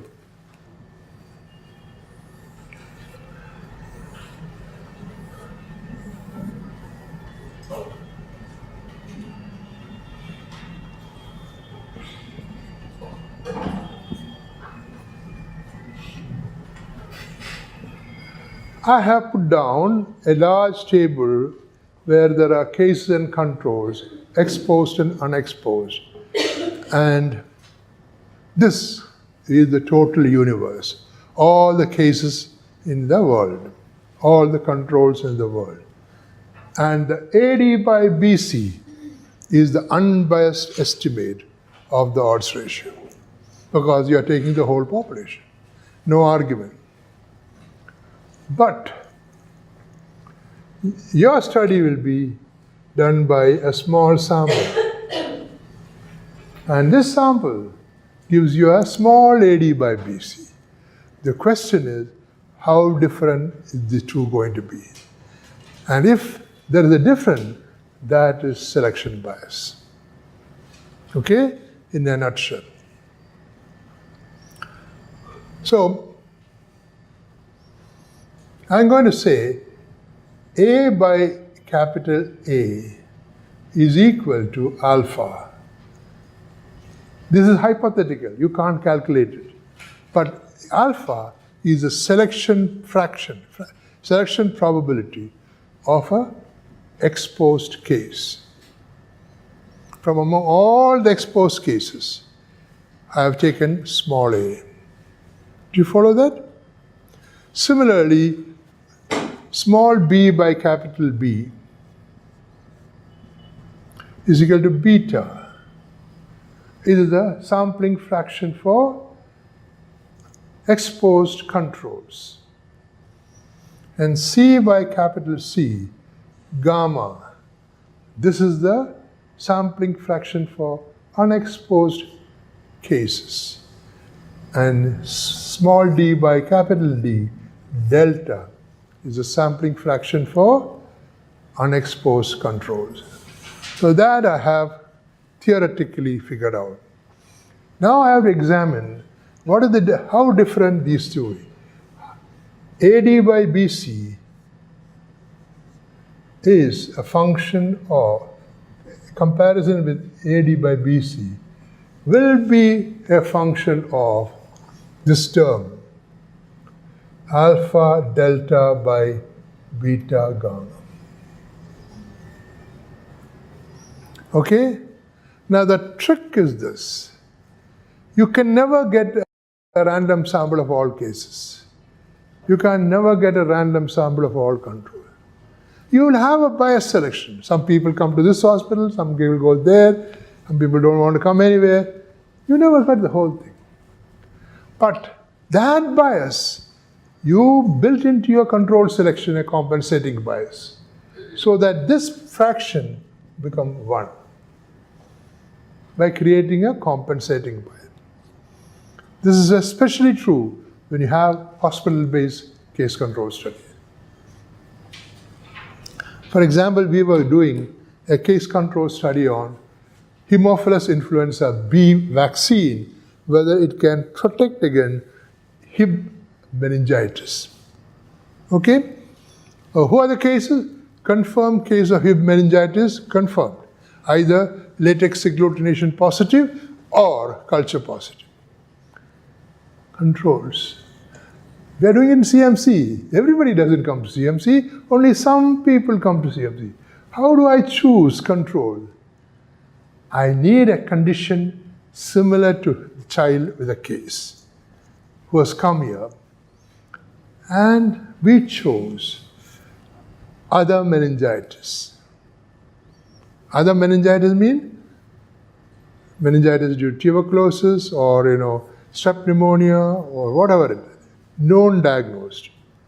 Now the idea is this: out there is a population where a child develops meningitis will come to CMC, and that potential population is my control. Cases I get, the control has to represent that. And what better way to have a control than people with other meningitis? This is very, very tricky. I remember some time back, there was a case control study done. All India Institute, I think it was PGI, Sanjay Gandhi and St. John's. CMC was not part of it. This is a disease was acute myocardial infarction, admitted to the coronary care unit. And I was in the committee which was supposed to oversee this. So I said, I joined late. I said, how are you selecting controls? How do you select control? They said, nothing, no problem. Morning, the registrar goes to the OP and looks around and chooses a person who's the same age and sex. Now, who will the registrar choose? Frankly, a decent looking control, right? A well-dressed, So ultimately it turned out the whole group that he chose as control were of higher socioeconomic nature and on a whole of a higher cholesterol. And that study went on to prove that at least in India, cholesterol protects against heart disease. Okay. Now that is a sharp example of a case control study gone bad. So somebody once said, you want to do a case control study? Yeah. What do you want to show? Why? You tell me what you want to show, then I'll show the right type of control and you'll get the answer. Yeah, that is correct. So the case control study can be done badly. In my opinion, violin is the most melodious instrument we have created, in my opinion. Okay, others may disagree. But have you ever listened to a guy who's trying to learn violin on the crank, that one? You will not last near the machine anymore. It's not the problem of the case control study, the problem how they destroyed. That is the problem. That is a hopeless study. And the only thing I could think of saying is, how do I get out of the room as soon as possible? So selection bias is a problem. And so control selection has to be done. Principle of control selection. Don't look and pick. Have a random process. Number one. Okay? People like me who work in a community health department, we have our luxury of having all the cases. In fact, my thesis on this thing was a case control study on whether BCG protects against leprosy. How many cases do I diagnose every year? 500. What's the problem? Where's the control? I got a 300,000 population there. No problem. Everybody's name in my register. So that is great. But what are my friends in CMC hospital? They have to be very careful about selection bias. That's one.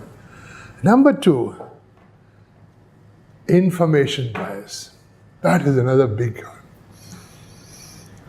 How do you make sure the information you gather is correct?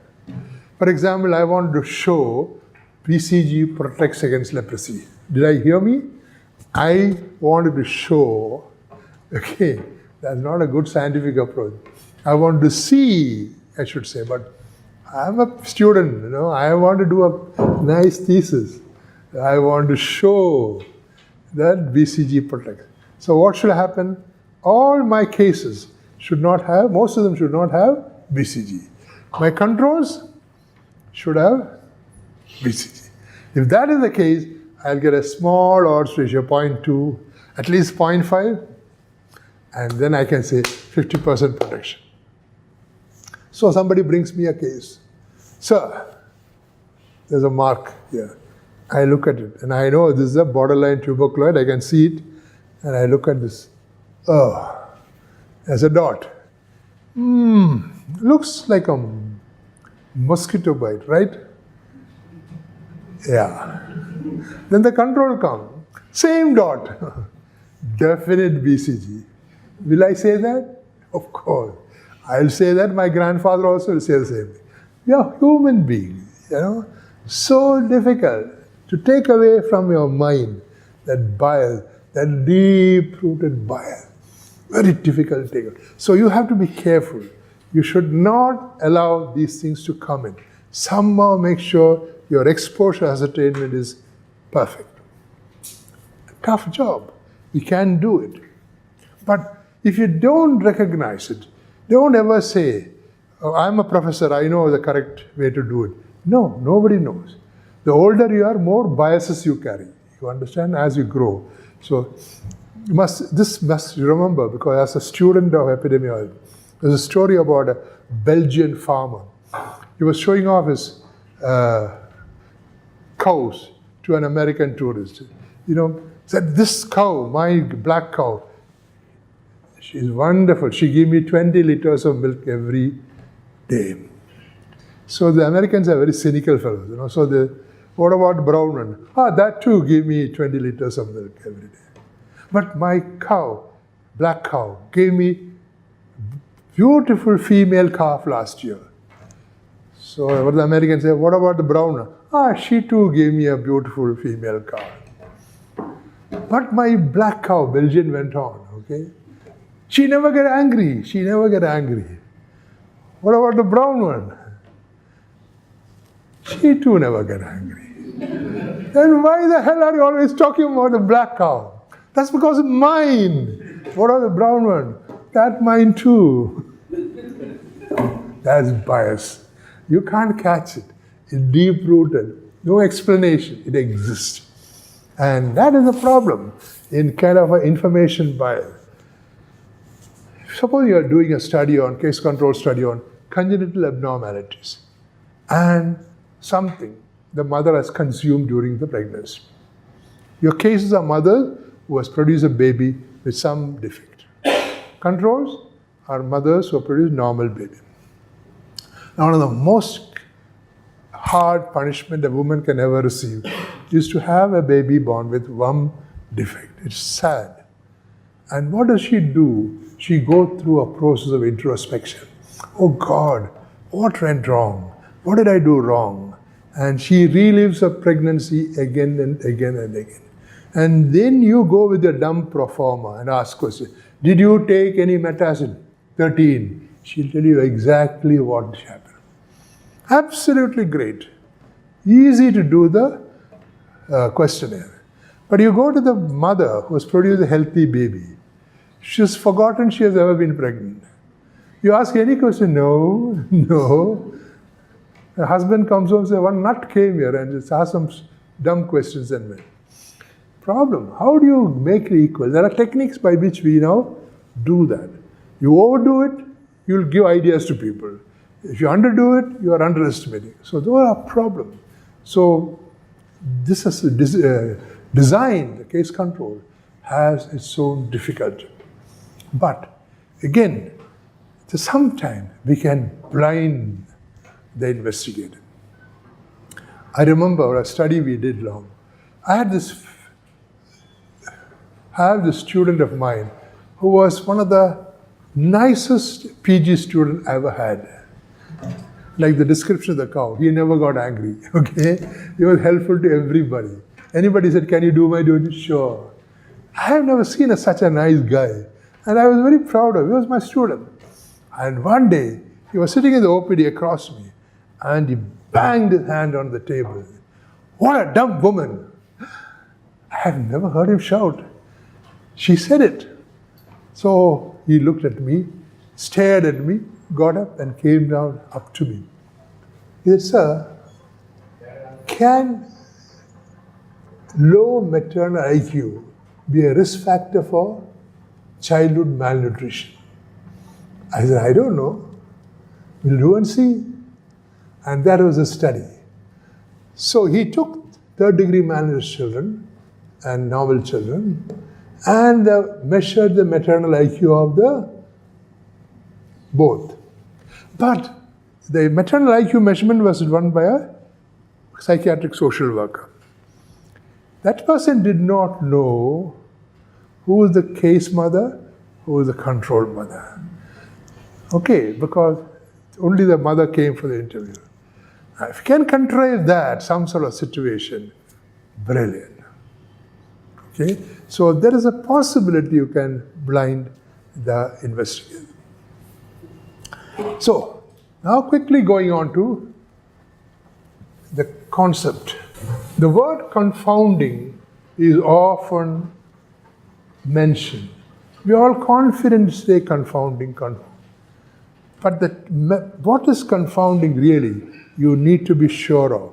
So that we need to understand what is called the anatomy and physiology of confounding. And I'm going to show you an example.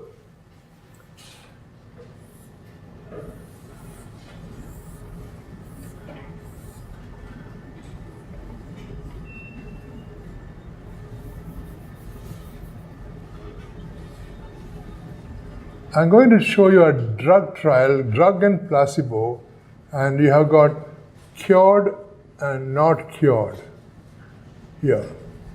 This is for men and this is for women. Drug, placebo, cured, not cured. Only thing is we need some numbers inside.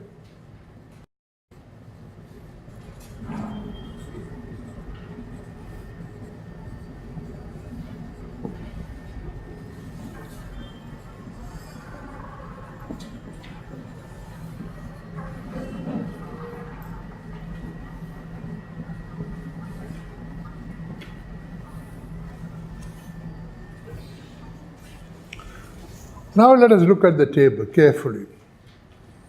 If you look at the drug group, the cure rate is 60%. Can you see that? 60%. What about the placebo group? It's also 60%. So what shall we conclude? The drug is no use in men. Correct? Because both have exactly the same cure rate. Now, look at the women. Cure rate is 30% in the drug group. Placebo group also 30%. Clearly, the drug is no good for women either.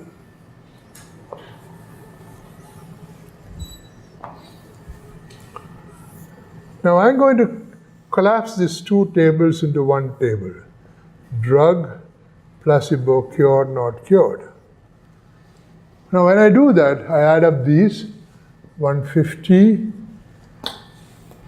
150, 300, 120, 180, 300. Now look at the combined table. Cure rate is 50% among drugs, those who had drugs. What about this group? Placebo, 40%. Definitely, drug seems to be working. The 50% cure compared to 40% cure. So here is a drug which is not good for men, is not good for women, but works for people. Right? What's happening?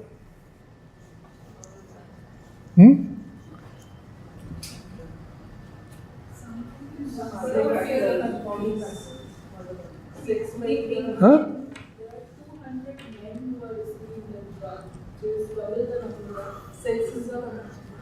Absolutely right. There are 200 men who got the drug and Most women, 200 women were given placebo, unfair, agreed, but so what? Why should it cause this problem?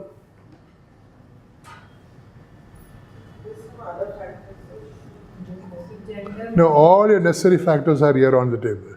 Look at it carefully. Huh? The group should have been distributed equally with equal genders. I'm sorry, forgive me, it was like this. But you're there. She said it is different, and you said it should be the same. Both agreed. Is injustice to women, you should not do this. But explain to me why then you get this funny result. For example, look at the other way around. If you had done only this analysis and not done the stratified analysis, you'd have published the data saying drug works. But now that you've seen this, you know it doesn't work for men. You know it doesn't work for women. The gender is associated with both the disease. Huh? The gender is associated with both the disease as well as action. What it says is, the anatomy and physiology of confounding has to have this particular triangle appearing. We are studying the effect of drug on cure.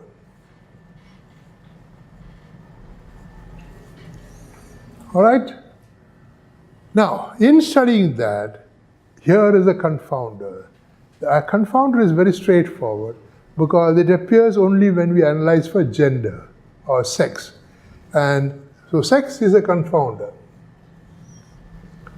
Sex to be a confounder, rule number one, it should have an effect on the outcome. Here it is cure. So this triangle should be complete. That arrow should be complete. If you look here, among the placebo men, what is the cure rate? 60%.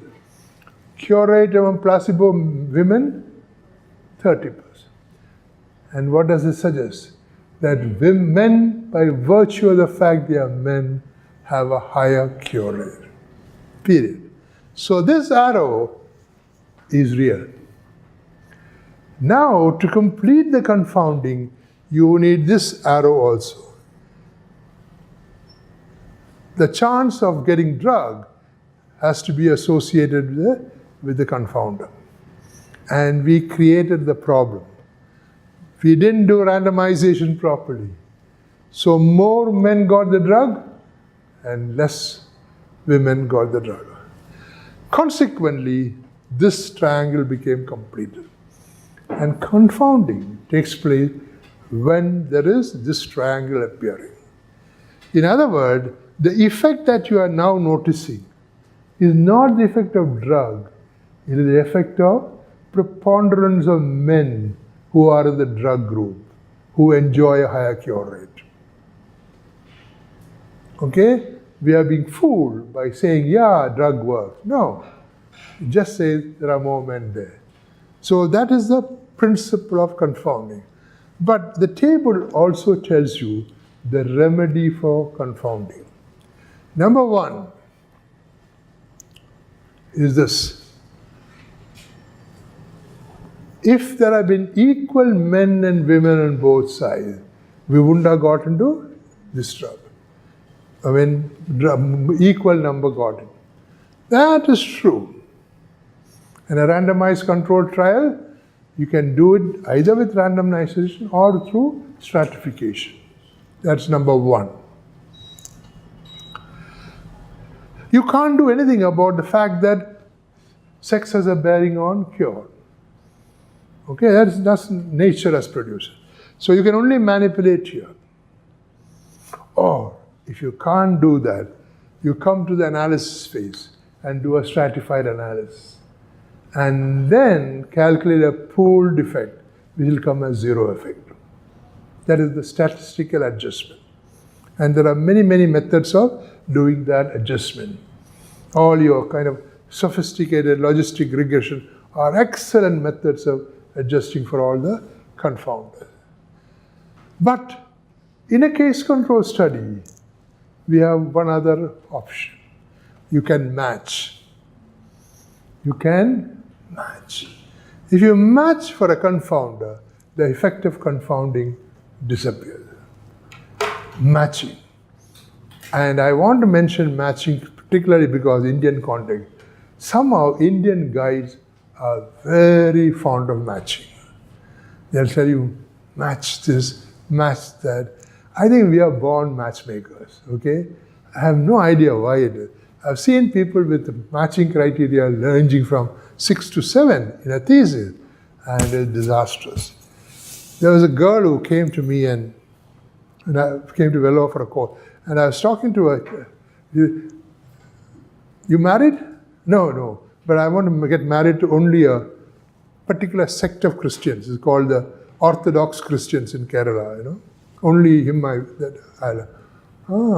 but I like him to be at least 6 feet tall.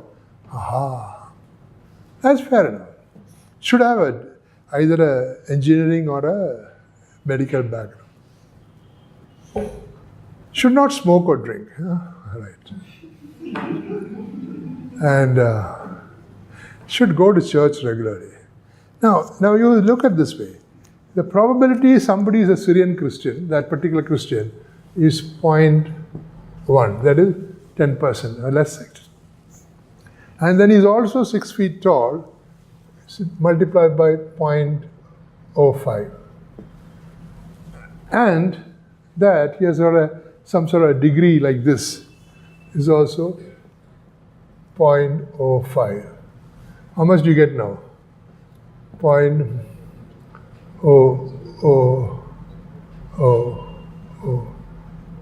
Like that?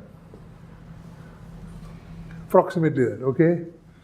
And then multiply that by the probability he is not a smoker, don't take alcohol, and go to church, my God. I think he's never going to get married. Okay? And the point I'm trying to say is like that. You create matching criteria, poor PG is gone. Okay, he's wandering all over the place looking for a control. In general, the rule is simple. Match for age and sex as convenient because it's unnecessary information on age and sex. It's unnecessarily because age is associated with most diseases. So match the way. We are not interested.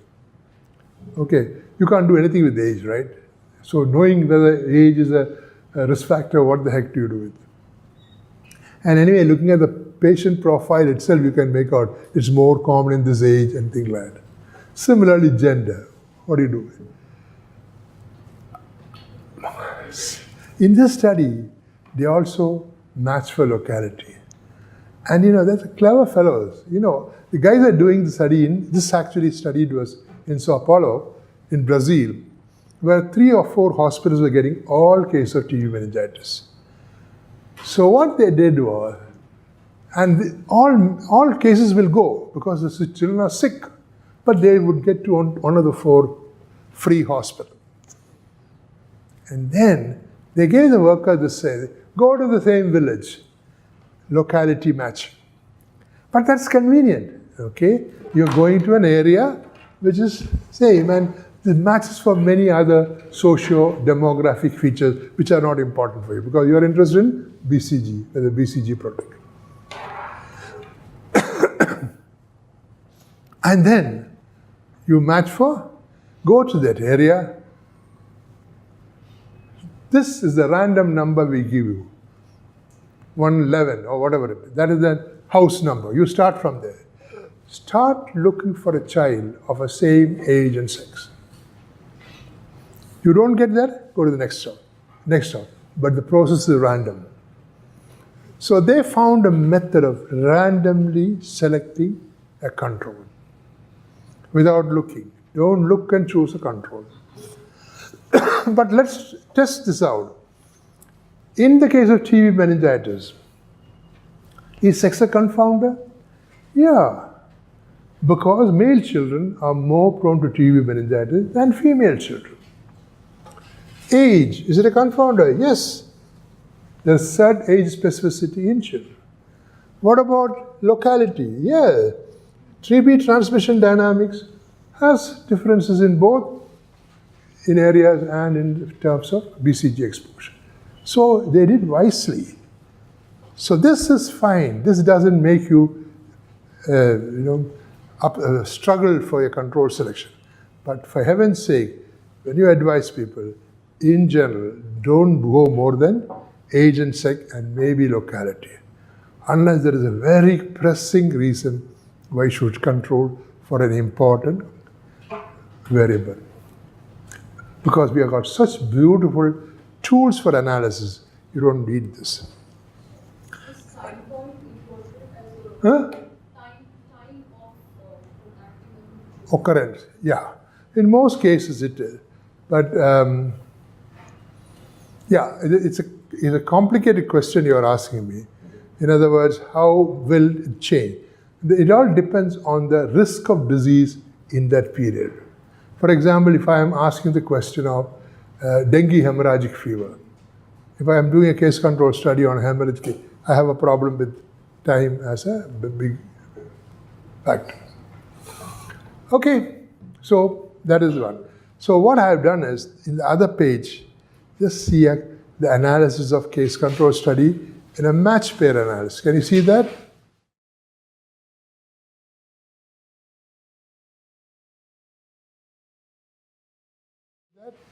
The matched analysis.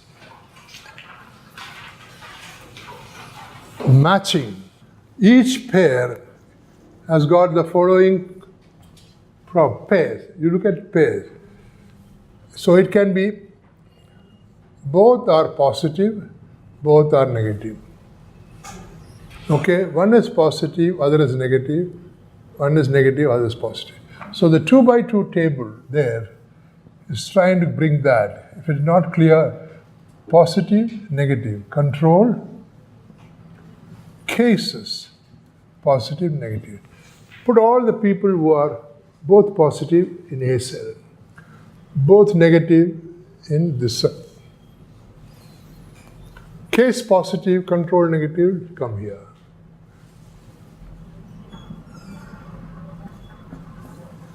And case negative, control positive will come here. And B by C is your odds ratio. So this, what is the message you carry? Number one, if you match and if you do a study with matched case and control, if you don't analyze in a matched fashion that you have done just now, then you lose out on information. Okay? It's not a good idea. So if you do matching, for heaven's sake, do a matched analysis. That's number one. This particular one, it rewards you with a much better protective effect. And 75% protective effect in a case controlled design really tells you what is the impact in the community. In a randomized controlled trial, you've got a selected population. When you do a case control, you're in the field. So it is closer to the reality, what people are experiencing, than what a randomized controlled trial done cleanly and neatly tells you. There's a final question there. Do you understand the question? Look at it. It's a kind of contrived language, so do you understand? The question is very simple. Hey, listen guy, this will happen to you if you present a case control study anyway. Did you measure the BCG status carefully? Yeah. Are you sure you got it all right? Is it possible sometimes you made a mistake? Possible. So sometimes the BCG positive you call negative, right? And the negative you call positive, right? This is called random misclassification. And don't feel embarrassed about it. Any diagnosis, any measurement has a given sensitivity and specificity. There will be a few false negatives and a few false positives. You can't help it. The question you have to answer is, what is the effect of that on odds ratio? Luckily, we know that thoroughly. The effect of random misclassification always pushes the odds ratio closer to 1. In a this is called a random misclassification. And this random misclassification always pushes the odds ratio closer to 1. So if somebody asks this question and you present it in a conference, what should you do? You should say, please listen to this gentleman. Will you please repeat the question, sir? And you vehemently agree, yes, you are right. Mine is affected by random misclassification. But look at this way. You're already sitting pretty with the odds ratio 0.25 or protective effect of 75%. If such being the case, what would be the real protection even without random misclassification? Even better protection. So that doesn't make your study any worse. All right? So that is a common criticism from non-epidemiologists when you present a case control study. Could you have made a mistake? Could you have made a mistake? You could have also made a mistake in classifying TBM and non-TBM. TBM sometimes not easy to diagnose. Sometimes a patient with a partially treated pyogenic meningitis, you can make a mistake. But again, not a deliberate mistake, random misclassification. In which case, the effect is same. So you're in great shape. Questions?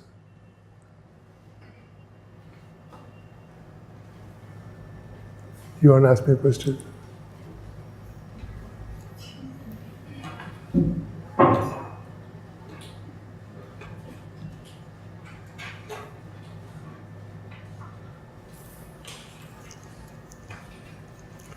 The course is over.